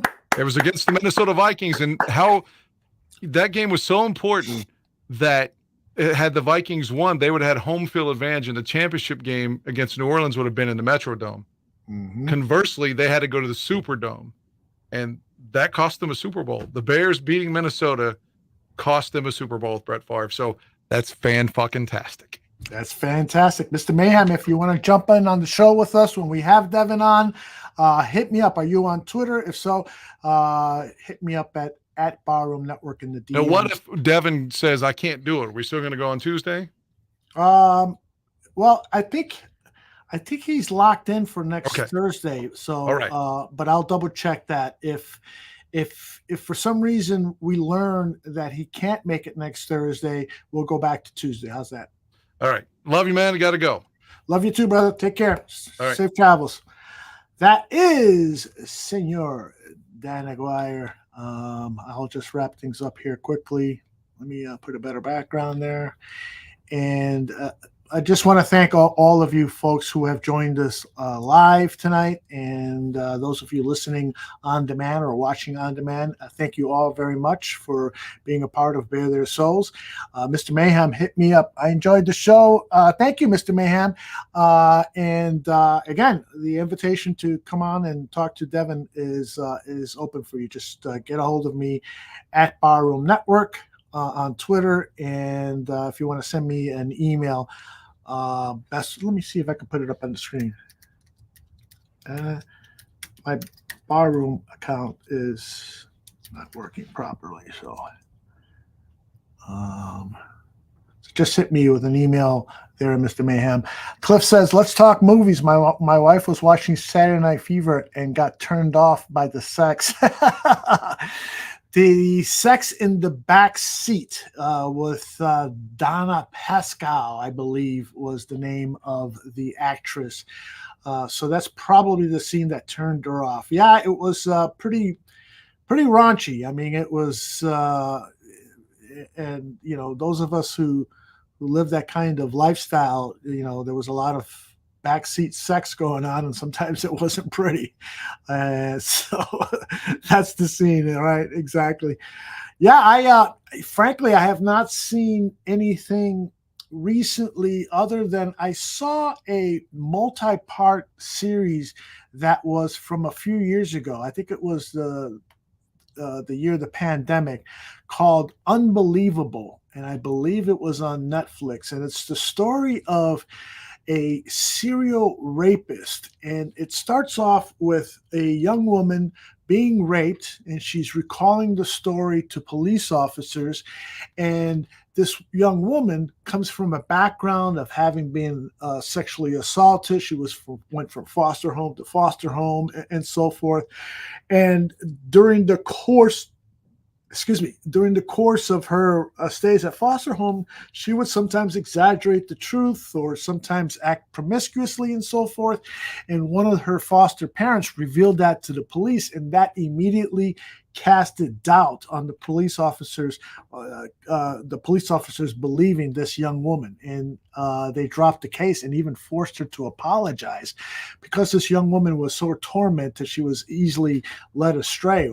Well, this serial rapist went on and continued to rape other women, and it's a really interesting procedural. Two female cops spent years hunting this serial killer down, and so if you're interested in a detailed police procedural and women who have gone through rape and have had the unfortunate incident of not being believed by authorities, it's a really a interesting series. It's called Unbelievable. Stephen is saying avoid Asteroid City. You know what? I've been dying to see it, Steve. I'm a Wes Anderson fan. My daughter and I were supposed to see it, but I did not. We weren't able to go because the weather was really bad. So I'm still going to watch it, Steve. But I hear you. You don't like it a lot. And I wonder, Steve, are you a Wes Anderson fan? And then, Mr. Mayhem says Unbelievable is a good show. So we got a second endorsement there on Unbelievable. Cliff Victoria says, I'm a gun proponent living in Florida, but I'd rather watch sex than people should. I agree. I totally agree. I've cooled off on watching action movies as I've gotten older, not because I dislike them. If you put one on now, I probably would enjoy it if it's an entertaining movie, but there's just too much CGI explosions and action. I've seen enough of those movies. Give me a good plot line. Give me a good story. Give me good performances. And again, I'm not totally adverse to watching an action picture or a shoot 'em up, but I've seen a lot of them over the years. Cliff Victoria says, you watch Suits. Is it like LA Law? I have never seen Suits. It's run for a number of years, I think on TBS, and it's now available on these streaming services. I remember LA Law. That was an excellent show. I think that was a Stephen Bochco show, who did Hill Street Blues back in the day, and then LA Law. Really good lawyer show, big time law firm out in Los Angeles, and Jimmy Smits, Corbin Burnson, a number of other stars were in that show. Joe Pickett on Paramount Plus is pretty entertaining. I don't have Paramount Plus, and I've been thinking about maybe getting it for at least a month or two, just to take a look at some of the good series that are there, and then move on. I did see, what was the name of that show? The Making of the Godfather. It was told from the perspective of Robert Evans, and I think that was on Paramount Plus. I must have got like a week free and binged it. Cliff says, yes, Aldo, I wanted to grow up to be like Corbin Burnson. He had it all. Yes. I'll never forget this one scene in LA Law where Corbin Burnson character has a physical trainer come and see him at his office. And he says, well, the physical trainer says to Corbin, all right, take off your shirt. Let me see what you built there. And he goes, oh, yeah, we need to work on this. And he starts to touch his chest, his breast, and move it up. We need to bring that up. And just at that moment, his secretary walks in. So she sees this guy fondling Corbin Burnson's breast. I always thought that was hilarious for some reason. Stephen Me says, yeah, dude, love his stuff. That was awful, though. A few interesting scenes, but this was paint drying pretentiousness. He's talking, of course, of Asteroid City and Wes Anderson, the filmmaker. Uma Thurman's daughter is a star, though. Oh, I didn't know Uma Thurman's daughter was in that movie.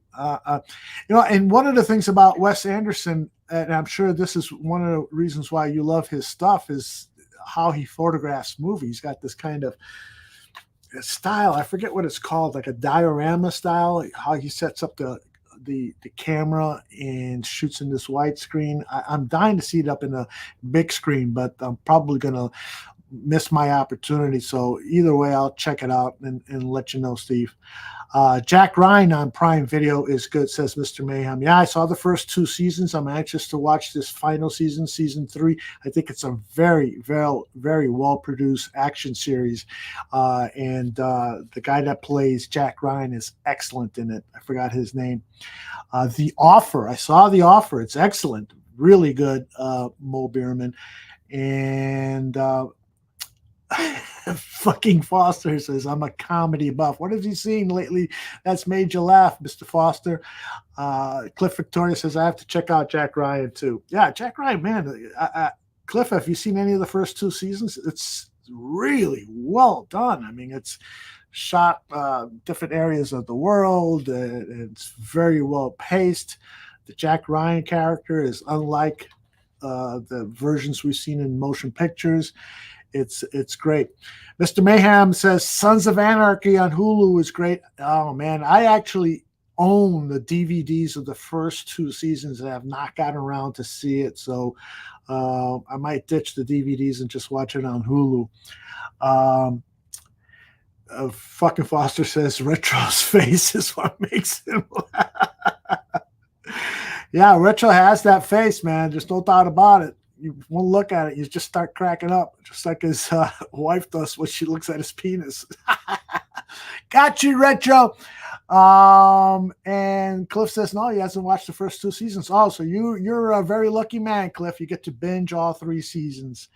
All right, I'm going to pull the plug on this episode of Bare Their Souls. Johnny Santucci was out today. His kids were ill and he was starting to feel ill, so he did the right thing and rested up. Our next show is tentatively scheduled for next Thursday, where Will Wright will join us again, and this time he's bringing with him Devin Arashimoto. I mispronounced that, and I'm so tired. I probably won't get it right if I try again, so we'll just skip it and move on. And I want to thank you all for listening. Tomorrow we've got a couple of shows on, and starting with Bar Down Hockey Talk. Just follow us here at the YouTube channel, Barroom Network. Subscribe, and you'll get alerts whenever we are live. And I mentioned the Mike North Raging Mouth podcast. A bonus episode is actually dropping tomorrow morning of that, where Mike talks about his love of movies, music, and newspapers when he was growing up. It's an interesting thing. You know, Mike's idols were, when he was a kid, were guys who had a lot of faults. He fell in love with, you know, guys like Errol Flynn, who in the big screen, he was a great actor, action and drama and so forth. But in his personal life, Mike as a kid got his hands on Errol Flynn's biography, and he was so intrigued by the carousing. You know, Errol Flynn was known to have multiple sex partners at one time, had all sorts of weird proclivities, and Mike didn't go to that extreme, but Mike really enjoyed learning about this lifestyle that he was unaccustomed to, and the drinking and the partying and all that. And Mike started to kind of follow that lifestyle in parts. And so he talks about that in the bonus episode that will be released tomorrow. So follow us at the Barroom Network on Twitter. You will get an alert when that episode is out. That is it. A few more comments here. Foster. Thank you, Mo. That's it. We'll pull the plug on this one. Thanks again, everybody. Bye-bye. Where's my video? That's not the video. That's it.